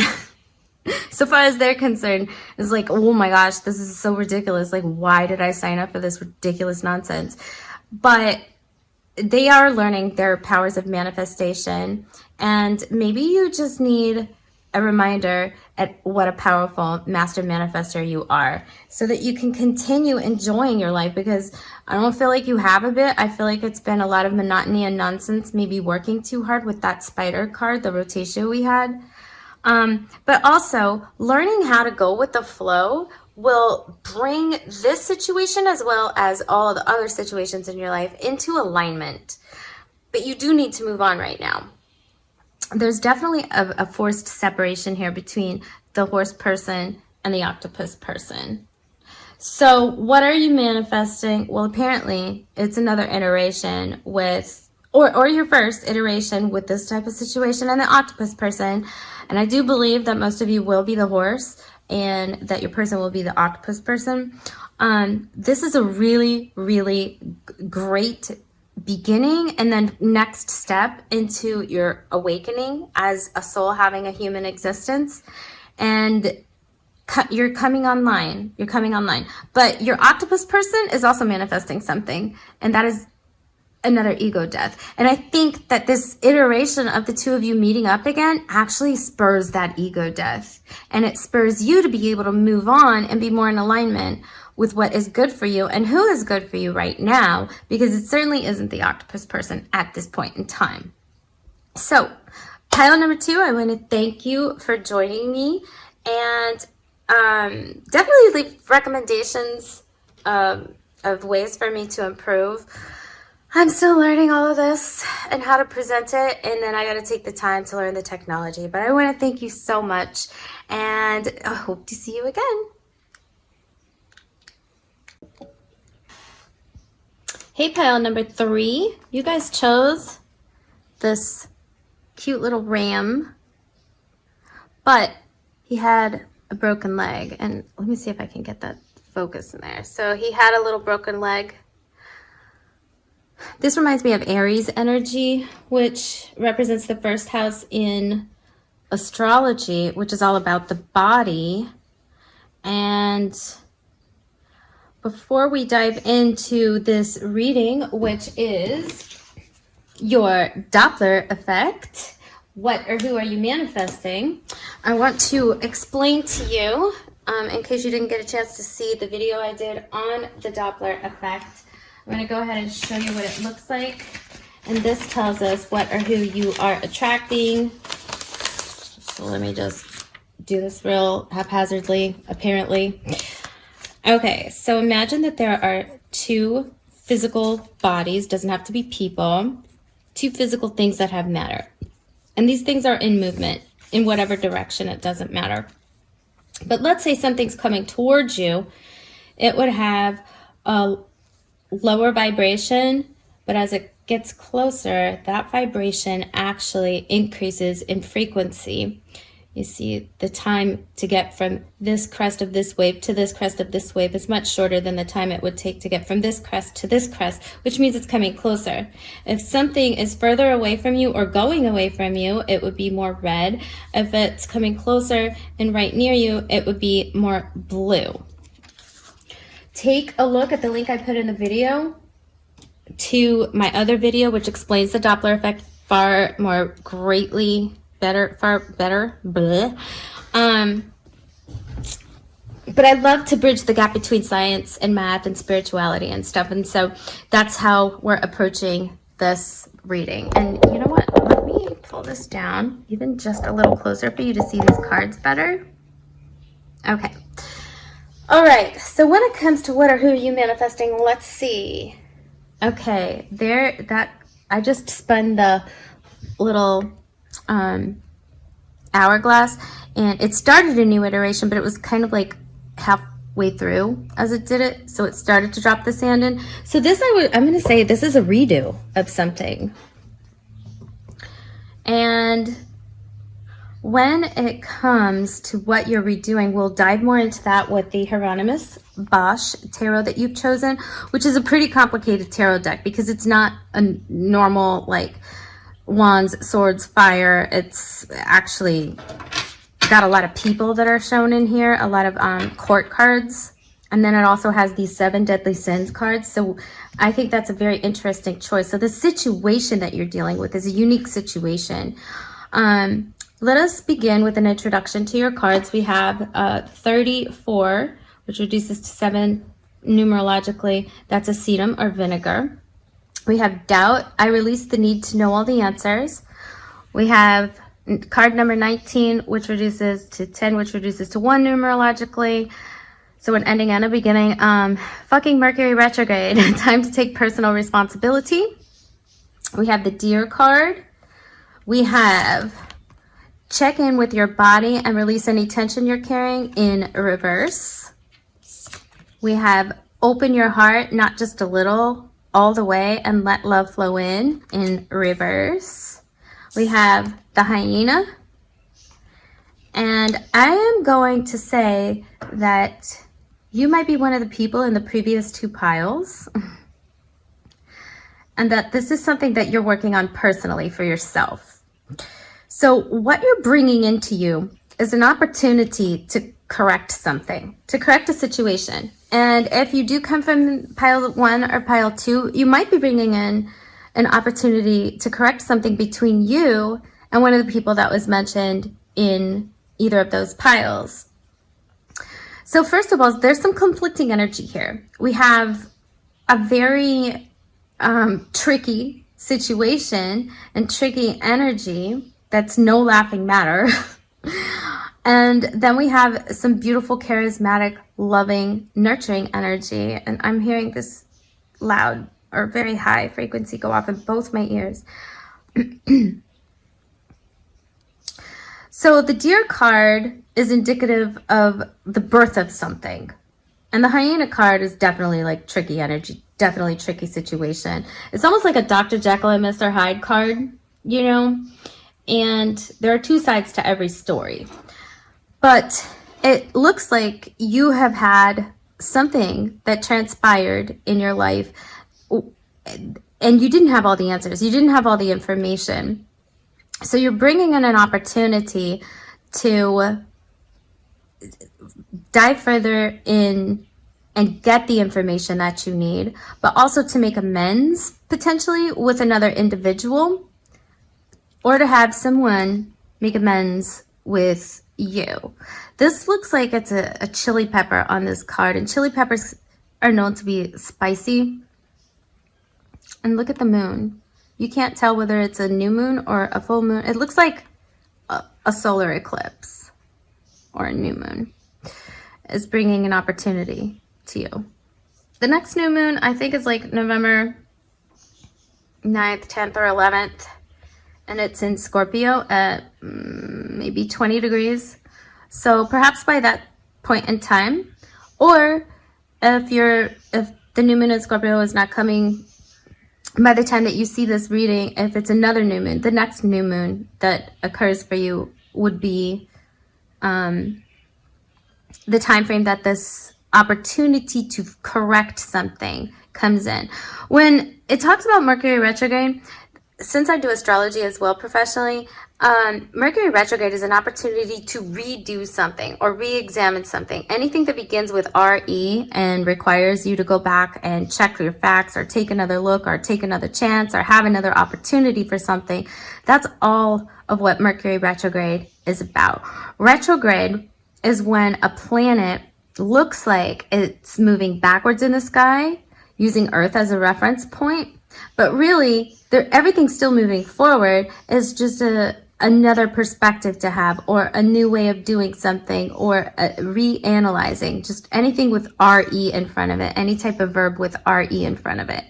So, but also Mercury retrograde, the planet Mercury rules the sign of Virgo, specifically, and Gemini. Gemini is about communication, and Virgo is about work and health. And I'm noticing that we have a card that focused on health here. Check in with your body and release any tension you are carrying.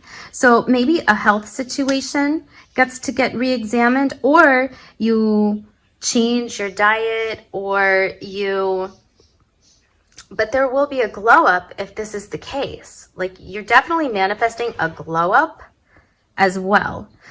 So if a health situation was causing you some challenges, that could potentially bring about, that could be what you deal with right now, like this new opportunity to deal with something, and you're manifesting that into your life, like a way to heal, or a way to improve your health, a way to improve your physical appearance, a way to improve your well-being. And maybe it was a health situation that had there was some confusion to it and you couldn't get an exact diagnosis or something like that. For some reason, kidneys are coming to mind. And the word vinegar, like apple cider vinegar, is very good to take for kidney stones and kidney problems, or liver as well. And it's also good generally for health. I'm seeing a lot of green over here. So there definitely could be an experience with your heart chakra. Maybe more self-love could transpire due to this situation that you're in the middle of, not just attracting, but like you're in the middle of dealing with. So I would say, I am getting the feeling like you're in the middle of dealing with something, and it's a tricky situation. Now, if this is another person, well, maybe they were a bit sour with you, or maybe things went sour. Like if this is a situation with another person, like things went sour and you didn't have, we're not getting a lot of info about the other person if that's the case, but we'll see more with the tarot. Like I said, there are a lot of court cards in this tarot. So maybe this is just a new way of seeing a situation with more than one person in it. We'll take a look. But maybe things went sour, or they were left on a sour note, and like more love needs to be added into the situation, and people need to take accountability for what was either said or done. And maybe this caused you a lot of stress and impacted your health. I definitely see that love needs to be inserted because this Dear card is a very loving, nurturing card. And then we have this open your heart, not just a little, all the way, and let love flow in. But I do see a book here. So this is information. And doubt, I really need to know all the answers. Well, that's not having all of the information. So when you put it all together, there's an opportunity to get more information about something that has caused doubt or that has caused worry and concern and maybe has impacted your health in a certain fashion, whether this be with another person or just a personal health situation in general. We should dive into the tarot and get to know, because I think that that's all I'm getting from this card. Although I do want to say that vinegar is good at helping when it comes to preserving things. So maybe the situation has been on hold and is now ready for a second look. Very different from the first two piles, but let's take a look at what exactly is this situation. I'm interested to see what this tarot deck provides to us because I haven't used it before. I've played around with it, like shuffling it, etc., making sure all my energy and everything is all over it, but I'm interested to see what comes out. It's a very interesting deck.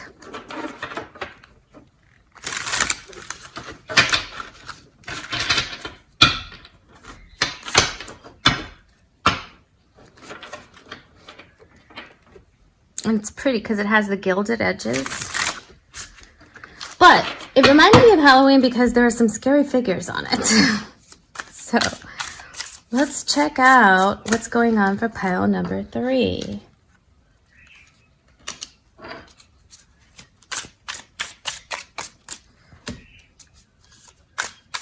Yeah, people seem to be involved.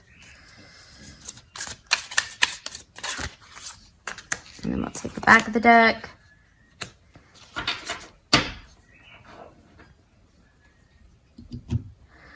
All right, here we have the Baron of Coins. That came out with the Knight of Books. The Queen of Skates, sorry. The Flower Pusher, which is the Justice card. I think I have to fix some of these images. The Table of Plenty. I'm gonna have to put something over those imagery. The Grail Knight and the Barrel Boy. All right. Let's oh my gosh. Okay, I'm gonna hide this like that, and then I'm going to put this here like that. All right, so let's see. This Baron of Coins is about wasting money, losing money, sham charity. And this guy, though, is putting this money into this bag, but somebody else has the bag. This crucifix here reminds me of belief, like they believe in this cause or situation or whatever it is. And then you have a circle with a triangle inside of it and the key, but this person also holds the key. So somebody was investing money into something that they believed in, that they were potentially in charge of. And let's see, this Knight of Books, arguments, new ideas, or teaching. This seems to be, he's reading from this book here, but it says could be arguments. And because it's in reverse, oh, and look at this fish. It looks like a stingray that's opened up. And then he has the stingray impression on his back. It's not often that stingrays come up and bite people, but like this stingray took a bite out of this guy's back. But also it looks like he's wearing a stingray too. That's so weird. So somebody was definitely stung by something. There was an argument about something. It seems to be about money. Or you unwisely invested your money into something that you believed in. My bird is going crazy. This Queen of Skates actually has a message here in her beak. And she's skating, I just heard on thin ice, gossip, new information, rudeness. So I'm going to say there was misinformation here. Something was miscommunicated and it had to do with this financial situation. And it did not work out. There was a disagreement about this. Let me take a look at this flower pusher card, which is force, justice, strength. But he's a flower pusher. Somebody was, let me hide that. So I don't get, so this would be the justice card, right? And the flower pusher, flowers remind me of romance or peace or some sort of offering, but somebody pushed something upon somebody else. And this card right here, 10, the table of plenty, is like the wheel of fortune. Success, food, rewards, capitalism. There's definitely money involved in this situation here. And when you think of force, the flower pusher having force, and we think of the ram, that's a very forceful energy, Aries energy. So maybe,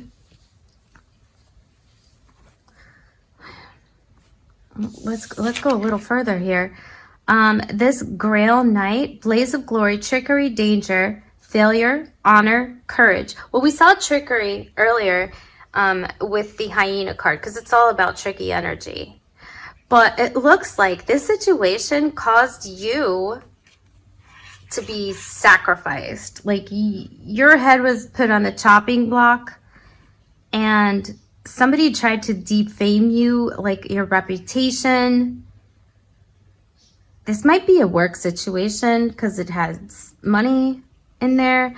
There was definitely like an attack on your honor in some sort of fashion. This is XVII, which is 18.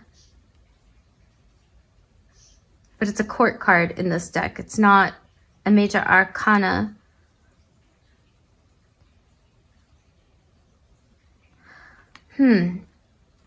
Okay, now let's take a look at the last one before we put the whole story together.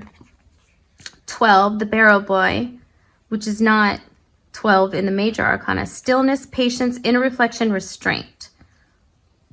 And look at that. Like this person is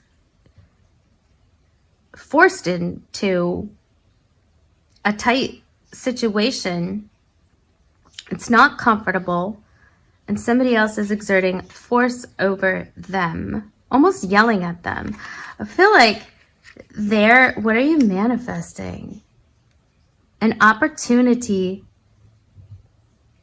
from your past that has to do with, let me adjust this slightly here, that has to do with money, but also, or your sense of value. Somebody has definitely done you wrong.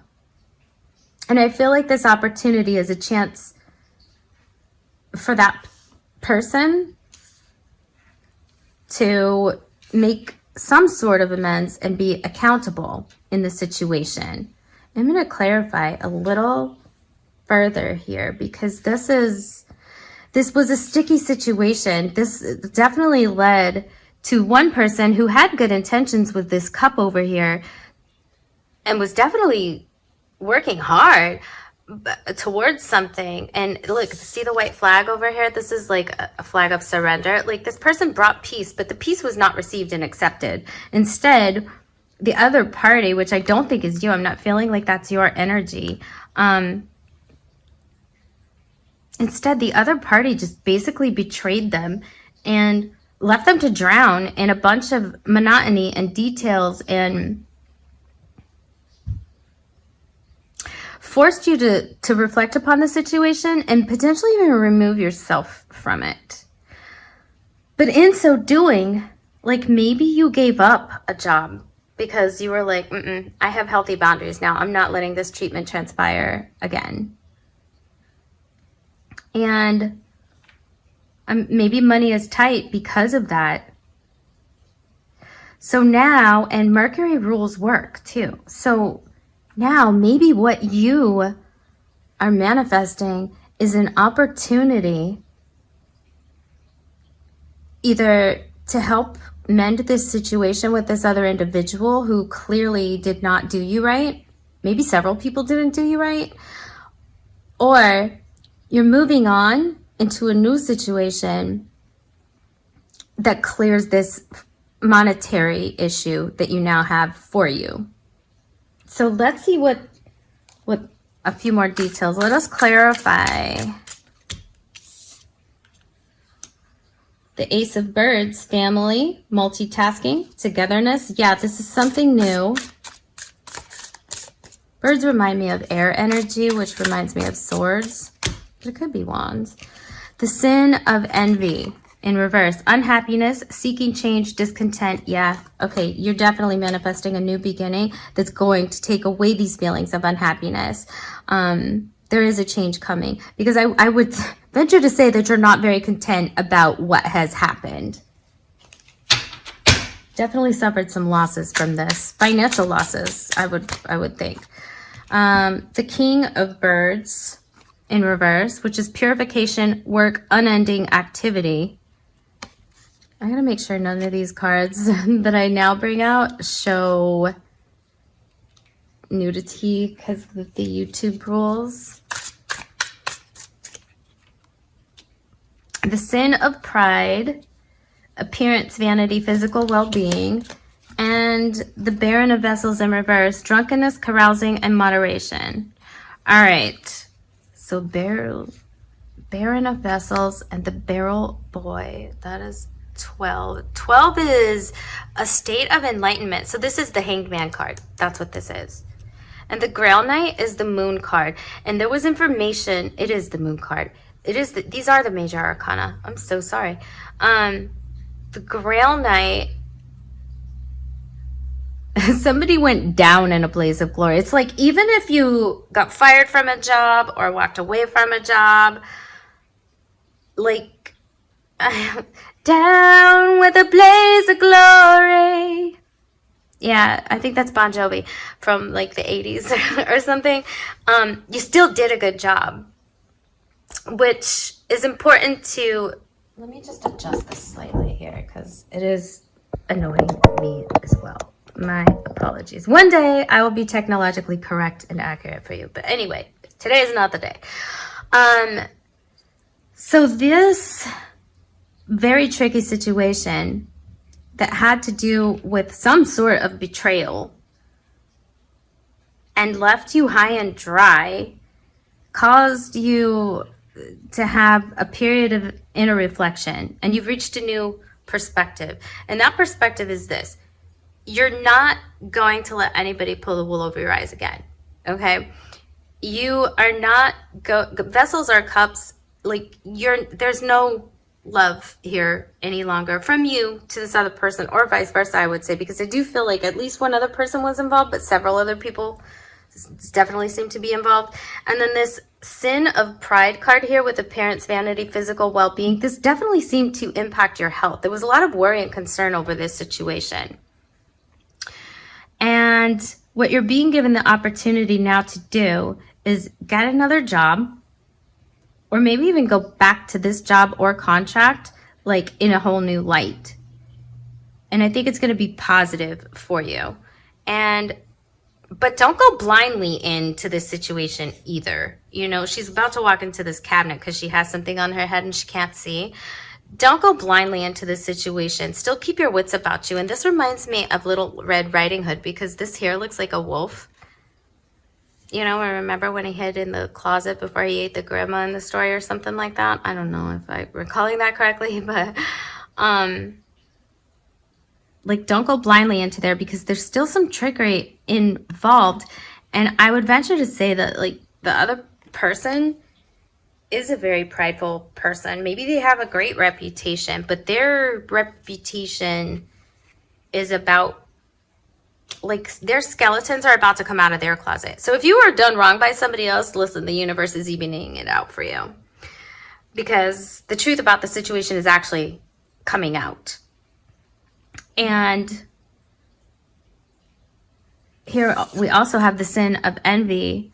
This is all about being unhappy, but you're not about to be unhappy. This is in reverse. Like, something is changing for you. Your reputation is going into a more positive light. And if you need a job, I definitely think that that's one of the things you're manifesting right now. It is a new beginning. This Ace of Birds, family, multitasking, and togetherness, you might even be able to work from home. There's a lot of work and maybe some travel involved in here. And it's like also bringing information to light in a very organized fashion. Because these birds, also down here on the bottom, are walking into an egg and somebody's watching over them. And they are, so it's almost like they're coming out of this cave, going through something, only to fly back down, land, and go into this egg. A new beginning. And from an old situation, though. Yeah. This new beginning might be a little hidden from you right now. Or maybe that you're not think that it is an opportunity for you. And there's a few hoops to jump through. But it leads to a brand new beginning. Yeah. And for some reason, this reminds me of the, not Armatron, the astronomical clock. It's all about timing. Like, you had to go through something to see a new perspective, because this is sword-like energy. Birds are sword-like energy. These kind of look like swords. To see a new perspective. And that there had to be communication happening. Like, something had to live its circle of life. But these birds are clearly being guided into this new beginning, into this egg. So there's and aces are always about new beginnings. And for whatever reason, this dog kind of reminds me of the little ram that we have down here that had its leg broken. So I do think that your pride was hurting, and but somebody else's pride is about to go down because they have an unhealthy sense of pride, and they have been pretty gluttonous when it comes to the way that they've been living life, or gluttonous in this particular situation. You know, there was some sort of agreement, but you have the power to control this situation now, because we have this Baron of Coins, and like, maybe you've been saving your money, maybe it's almost out, but like, you're holding on for dear life, like trying to manifest a brand new beginning. And I think that that's what you're doing when it comes to work. You're manifesting a brand new beginning, and you're manifesting more money. And I think that you will be able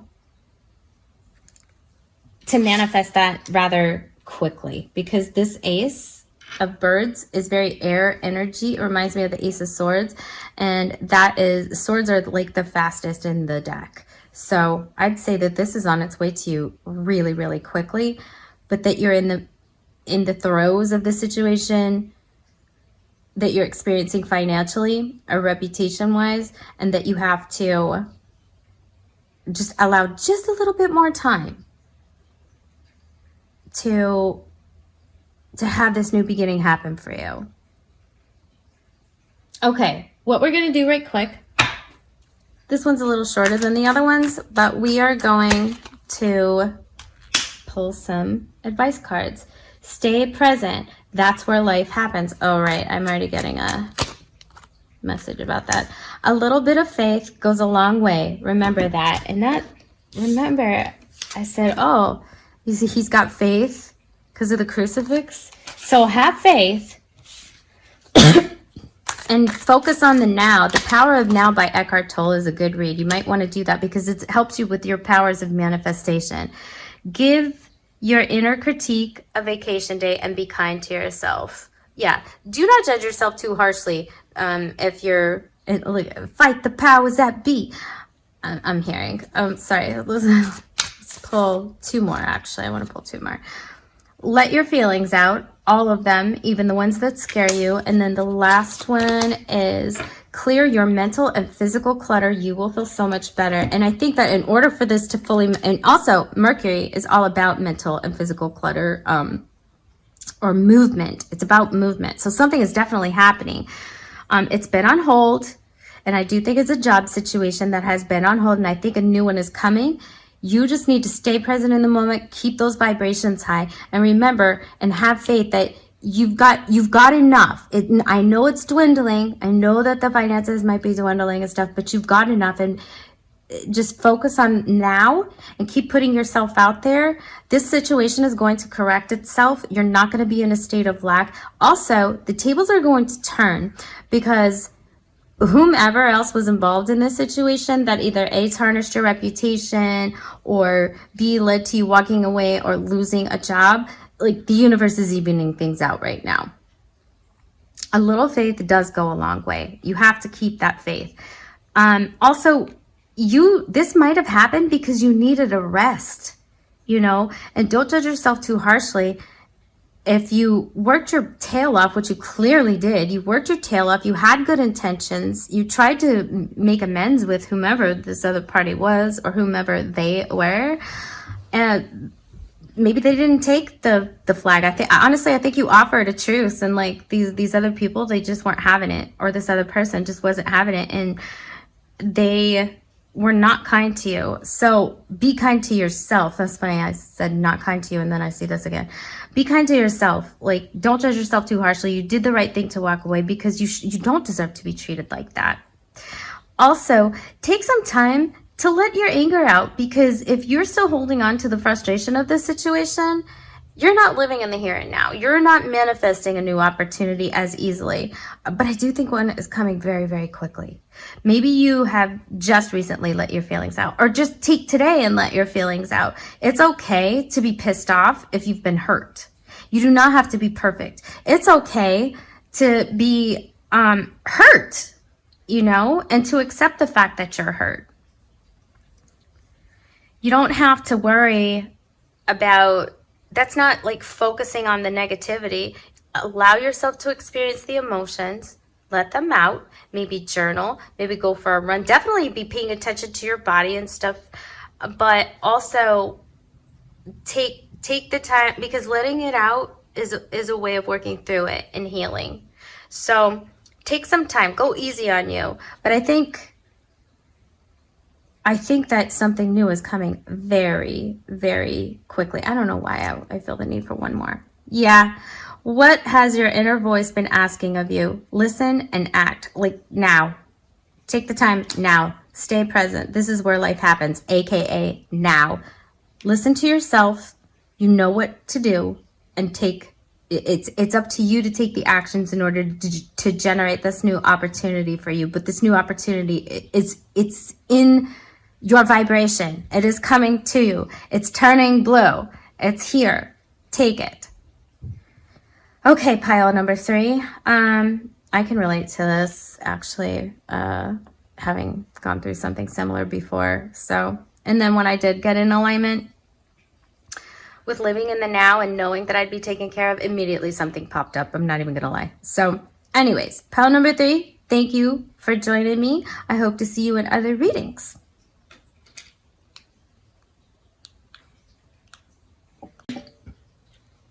Hey, pile number 4, thanks for joining. You chose this opalite star And this is your Doppler Effect reading, which is basically what are you manifesting, what's coming into or going out of your life. And in this particular case, I spun my little hourglass and it tilted over like to this way and started a new cycle. So something's leaving your life so that something new can begin, for sure. Also, the Doppler Effect, let me show you the Doppler Effect as a little drawing right quick, but you can take a better look at it and how I explain it scientifically to you in the video that I've linked in the description here. But because I like to bridge the gap between science, math, and spirituality, and we can take anything and use it as an example, anything in the universe whatsoever, and using it as an example for us to determine more spiritual insight. Okay, so here we have two pieces of matter, two physical bodies, and both of these bodies are in motion.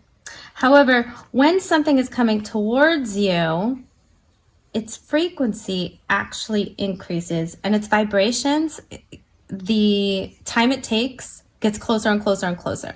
It doesn't matter in which direction you happen to be moving, but in this case, I am going to say that I think that you're moving away from something to move towards something. And this is red when it's farther away, and it's blue when it's closest to you, or violet actually, but we say blue because it gets closer. And if you take a look at my video, it'll actually explain it a lot better, but there's a little recap for you. Okay, so these are your oracle cards. We have purpose, I know what I'm here to do, dead dingoes donga, time for emotional healing, it's a shit show, become aware, discipline, I can accomplish what I set my mind to, stop giving away your power right now, the Scorpion card, the Iron card, and be authentic. Anything else is just exhausting. Pardon me. And I do get the feeling that you're definitely exhausted by a situation that has been impacting you emotionally for some time. I think that you have been burned in the past, and that you're really dwelling on this situation, or that it's that burn that happened in the past has caused you to be in the current emotional state that you're in and have been holding on to. We have a lot of red going on here. So I do think that we're dealing with something that is in the past and that is no longer coming towards you. But I do think that there is also a new beginning, because every ending has a new beginning. Part of me attached to it. The situation that burned you was where somebody crossed healthy boundaries with you. And we'll dive into the tarot, and you chose the Haunted Mansion Tarot. We'll dive into this tarot to get more insight about what that situation was and what the new beginning is for you. Now, iron is represented here with the planet Mars in there, and I see like that looks like the number 3. So maybe this was 3 months ago or so, something flatlined, and that situation is dead. It's done. But it has required a healing period, and this healing period was important to have so that you could become aware of all of the shit in your life so that you don't put up with that nonsense anymore. I think in this situation, other people were involved, more than one, but that like they didn't know what the hell they were doing. Like, you know, and it's like you're the onlooker and you're like, what in the world is happening here? And perhaps people around you were literally full of poop. Maybe they were all trying to be center stage. There's some sort of show, some sort of project, like some sort of situation was getting a lot of attention that had to do with several other people. And maybe you were burned by several other people. This is kind of similar to pile number 3. Anyway, the state that you're in right now is, I don't know what I'm here to do. And I'm not accomplishing much. I'm not setting my mind to much. And what we need to do is we need to take this fire energy, this iron, this Martian energy, and we need to apply it to get this sense of purpose and apply some discipline to a situation so that you can overcome it. Now, this person seems pretty exhausted, and here's the word exhausting actually. And I feel like this is you. Like you tried to make some sort of amends with something, and you were climbing a ladder of success, and like you ended up having to give in. And other people might have stolen your work or became the star of the show when really it was you who was making everything happen. I don't know if this is a project or what this is, but we will figure that out more so with the tarot. But the ending, it looked like it was dead for some time, and there was like more than one ending, like to this situation. But there was a culmination of events that sparked this ending. And this is a dog, and dogs are loyal. So like maybe somebody who you thought was loyal to you ended up not being loyal to you. And perhaps you lost a professional partnership or some sort of friendship, some sort of team, some sort of alliance. But this actually hurt. And it hurt pretty badly. And I don't think that you fully let go of it. And so what we need to help you do in this reading is see more details about this situation and then learn how to fully let go, because it's over, it's done with, and we need you to get back on track. You know, if you have not already found your purpose, the ending here was meant so that you could find your purpose and start living in alignment with that purpose and being your authentic self, not serving other people. Discipline is required in order to achieve anything. You have to stay at it. You have to continue to do the work in order to achieve success. And so maybe you have had this ending and it gave you a time period in which you were supposed to relax, but the longer that time period transpired, the more ticked you became about this past situation. Maybe you feel like something was taken from you. And I think actually right now, I do want to dive into the tarot to like get to what the matter actually is, because we want to take this fire energy here, because this is also a fire card, the Scorpion card, and we want to apply it to your life so that you can change things so that it works out now in your favor. But what new beginning are we actually going to have after this situation has already ended that you seem to be dwelling on? Which is nothing to be ashamed of. We all have stuff like this happen to us, and I have also dwelled on things, so don't even be hard on yourself. You're not down and out sitting on the steps over there like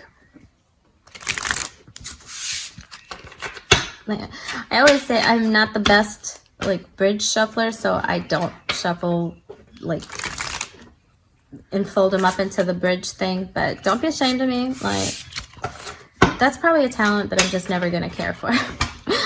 Not gonna lie, but it doesn't mean that I don't shuffle the cards and clean things out in between readings, because I absolutely do.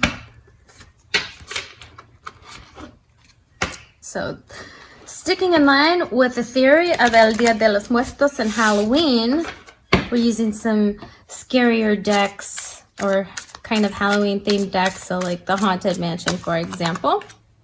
Here we have the Four of Cups. Yeah, that person kind of does look down and out.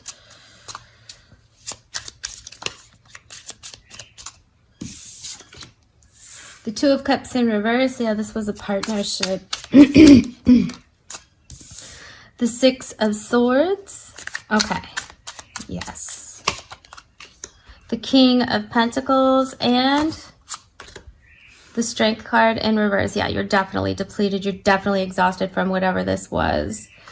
And there are other opportunities that are available to you with this Four of Cups, but it appears as though you might not be seeing a particular opportunity that the universe has to offer you. Instead, you might be focused on these 3 cups over here, which seem to be similar options that you've had in life, but this person does not look very happy, but also something is coming. Like it's coming to you. We're going to clarify that card in just a second. There is a new opportunity that's coming your way, but I think that some sort of partnership is definitely over with this 2 of Cups in reverse, and there's no love loss here. Although, I feel like despite the fact that you're dwelling on this situation, there's no love loss as in, no, it's definitely over. And like, you're definitely not going back to whomever or whatever this was. And you are moving on, because the 6 of Swords is a card of moving on, but it's also moving on to better pastures. And I feel like you're being taken there by the universe. Yeah, see, the darkness is behind them, and they're like moving towards, they're in the green water, which is something more loving. Green is always about the heart chakra. This was a much better loving situation that's more in alignment, because this past situation, you had to jump some sort of hurdle. I see these steps in the background, and yeah. This could be a financial situation. This is the King of Pentacles. The King of Pentacles is upright, and there's property behind, and there are grapes on this tree, and that is all, and there's a lot of green around, and that is an earth sign card. Is also about money, property, like being on top of your financial wealth. And he's holding his scepter here too, which is all about, and he's got a great big pentacle, this person being in charge financially. But I'm hearing the word recovery. So maybe like a financial recovery. And it's the 6 of Swords that's telling me about recovery. But the Strength card here from the back of the deck that's in reverse is definitely indicative. This is fire energy too, and this is definitely indicative of, first of all, somebody was angry. And second of all, it's, as it being fire energy, it requires action, and maybe you aren't taking that action yet. Because if we take a look at the 4 of Cups with the Strength card, this is giving me the hint of action needs to be taken, because there is something, and it's just behind you. It's literally right behind you. And in no time at all, you're going to turn your head and see this opportunity. Now, we'll find out, let's find out more about what is this opportunity that the universe is trying to show you here.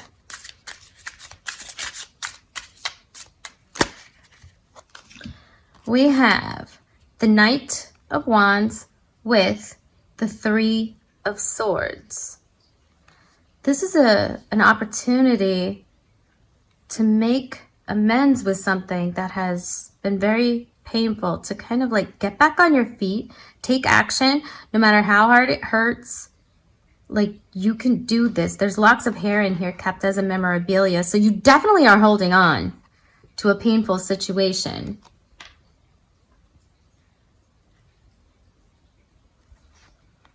The Knight of Wands is, did I say swords before? And look, this is history. This is Giza in the background, the pyramids of Giza. So the Knight of Wands, look back to your past.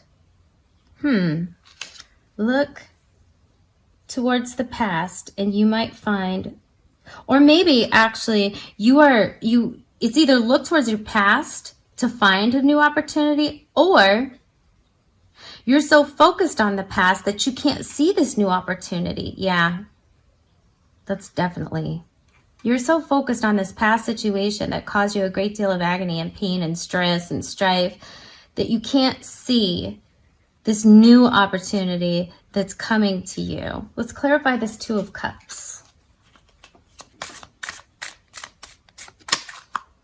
The 3 of Pentacles. Yeah, you were working with someone, collaborating with them, and there was definitely an ending to this situation. Everything was red in your oracle cards, and so that's... Now we have the King of Wands and the Six of Swords. You're moving away from a person who was definitely, they thought they were the shit. At least one person who thought they were the shit and who was in charge of being the shit. This person is very egotistical, kind of narcissistic and selfish, and they like to be the star of the show. You're moving away from that, and you're moving towards something significantly better. Let's take a, you're moving towards a King of Pentacles situation. Somebody I think is going to make you some sort of offer that is pleasing to you, even financially, and causes great abundance. These grapes are about great abundance. This King of Pentacles is clarified by the Ten of Swords. And the Ten of Swords is all about betrayal and stuff. And it's a very painful card, yeah. Also, remember, we had the Scorpion card. Let me pull that back up. If you take a look, this King of Swords and the Scorpion kind of resemble each other. Don't they? The shape, the arc of his back here in the Ten of Swords card. Oh.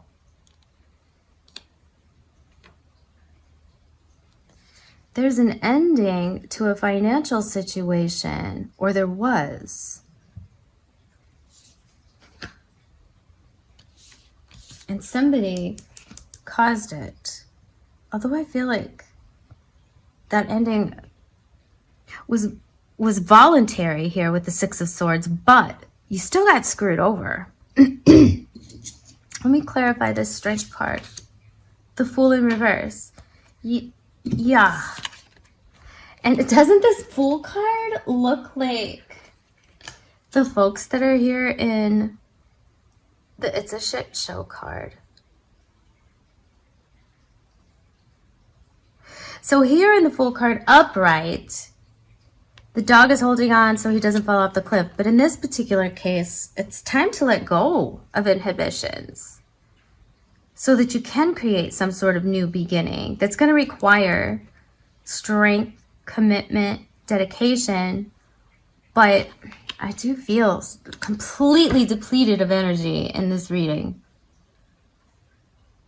Very depleted of energy, and I want to dive more into the new situation because this is a reiteration of what you've been through that was so traumatizing and exhausting. So some sort of work partnership seems to have ended. Well, that seems to be a pretty current theme. All right, let's talk about the new situation. The Seven of Pentacles.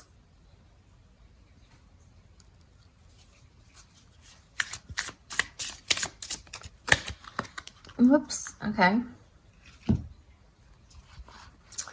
The Moon, Justice, and the Page of Cups all came up at the same time. Ah, yeah, okay. That makes sense. Let's do another. The Emperor.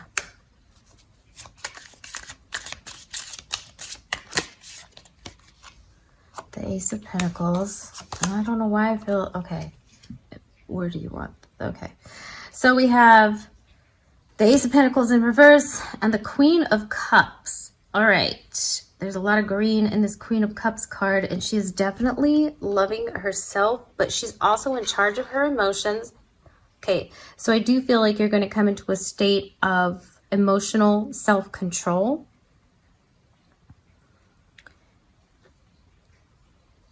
And having healthy boundaries, but there seems to be, let's see here, an opportunity that you have been working on or towards that is about to land in your lap, because this is harvesting.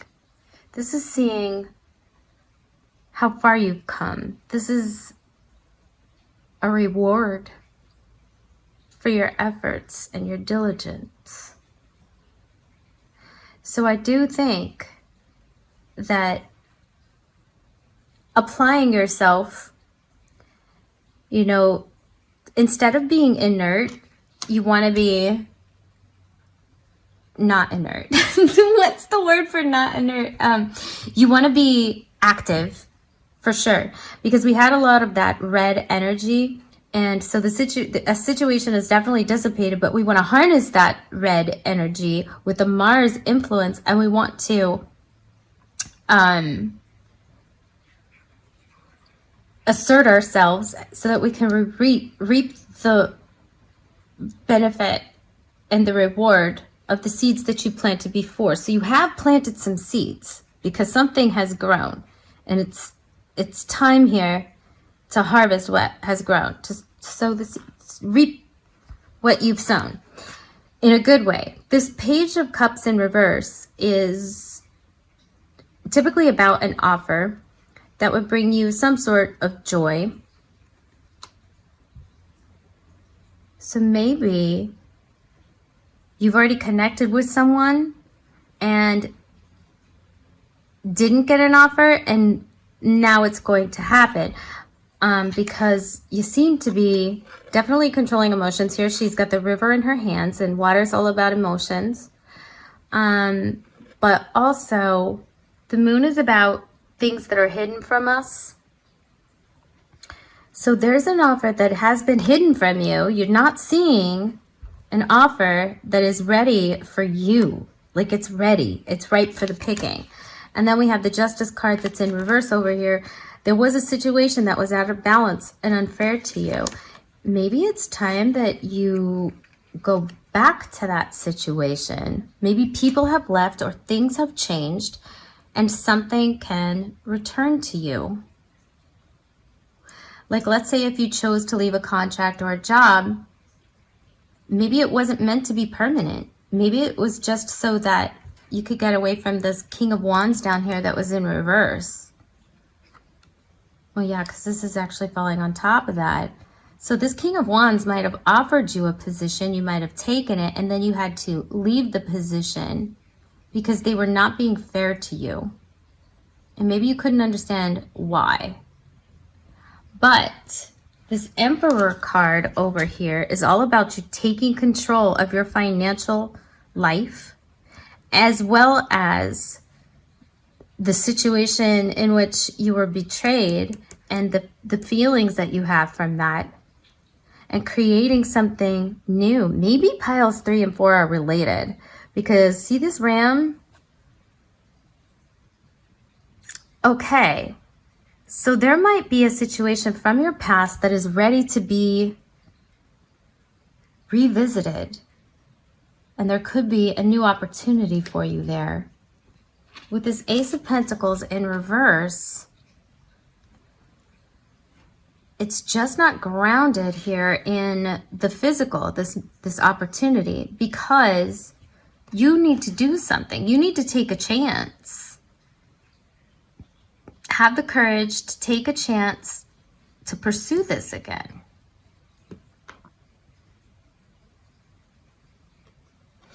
I'm also getting the message, like, if you thought that that's it, I guess you're done in your industry, you're not. Because it seems to bring you great joy with this Queen of Cups. Like some sort of missed opportunity, or some sort of opportunity that you have been focusing on that caused you a great deal of pain, is just about ready for you to revisit it.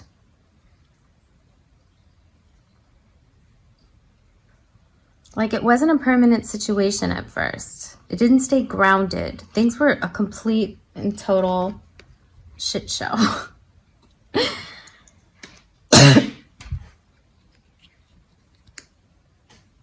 Yeah, I would recommend taking a look at pile number 3.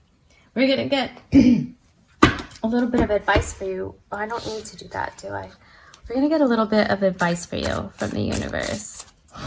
And some healthy boundaries, I'm hearing. Remember that you can't change anyone but yourself. Look at this. There's an arrow. In order to go forward, you have to go back. And this is like a person in here.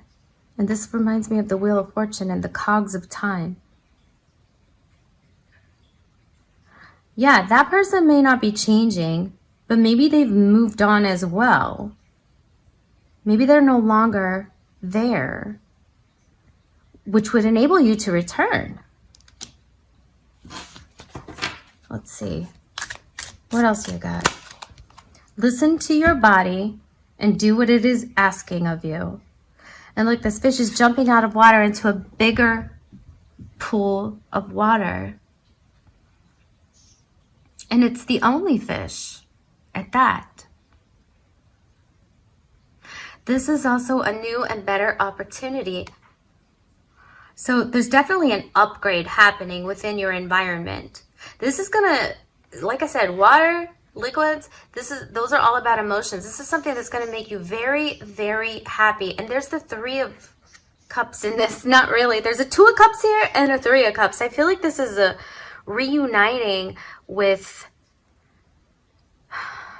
someone or a company or an affiliation of some sort from your past that burned you, but something is going to be better about it. Like we've got the Queen of Cups over here, and she's emotionally in charge, and she's looking to the past as well. Yeah. You're manifesting a new opportunity with a situation, company, person from your past that hurt you, where you were the true star of the show and maybe other people took credit. Someone is in need of your love. Offer it to them. Maybe you should make amends with someone too. I'm here. Hands, helping hands, reaching out, touching me, touching you, sweet Caroline. Maybe Boston is significant. Maybe you're Caroline. I don't know. And you are sweet, but like, because of that sweetness, you got betrayed here and used and dried up, till you had nothing else to get. Your energy was depleted and everything. Like, you had nothing else left to give. No one said this whole life thing was a race. It's okay to slow down. Yeah, you were forced into some sort of respite of sorts so that you could take a break. Because I am feeling absolutely physically exhausted in this pile. Like, really. Let's see this last one. You're too amazing to follow everyone else. Forge your own path. So this forging your own path is something new. But we're clearly seeing something new in reference to something old. And instead of following everyone else, you might be in charge. And when you go back to be in charge of it, it might be a shit show and you might be required to fix it. It might still be a shit show and you might be required to fix it, which will require a lot of discipline. And that Strength card is what's going to give you the discipline. So here's what you're manifesting. You're manifesting an opportunity that has something to do with your past, an opportunity or an industry in which you felt like you couldn't go back to. You were betrayed. At least one person in particular, a very masculine energy, was very full of themselves. And you had to move away from that energy in order to find your own sense of worth and your own value. But I feel like if this was a job, like, you were worked to the bone. Maybe people took credit for all of your talents and your skills and your achievements. And maybe you didn't get the recognition that you deserve. But I think that, first of all, you wouldn't be done with your industry. And second of all, you might want to return to a company or contract that could really use your help now. Because I feel like you would turn it around and fix everything. And maybe even be in a position of in charge. And that this would actually make you happy, because I think that you enjoyed what you were doing very much so, and that it brought you a great deal of wealth, but it paid you well, but somebody certainly screwed you over and you have been dwelling on it. I would venture to say that that other person has been dwelling on it too, but they're about to get a wake-up call from the universe. So everything works out. But So pile number 4, it's up to you what you want to do, but we've got your advice and we've touched on the gist of the situation. I want to encourage you to definitely be yourself and to be authentic to you, and to go with your heart, not just your gut, and not just because you need something, but to follow your heart. And if forgiveness needs to happen between you and another party, then, you know, there's nothing wrong with being the first person to offer it.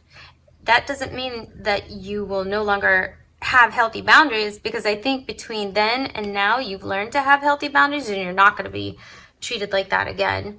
So pile number 4, this has been your reading as to what you're manifesting, your Doppler effect. I want to thank you for joining me, and tune in again.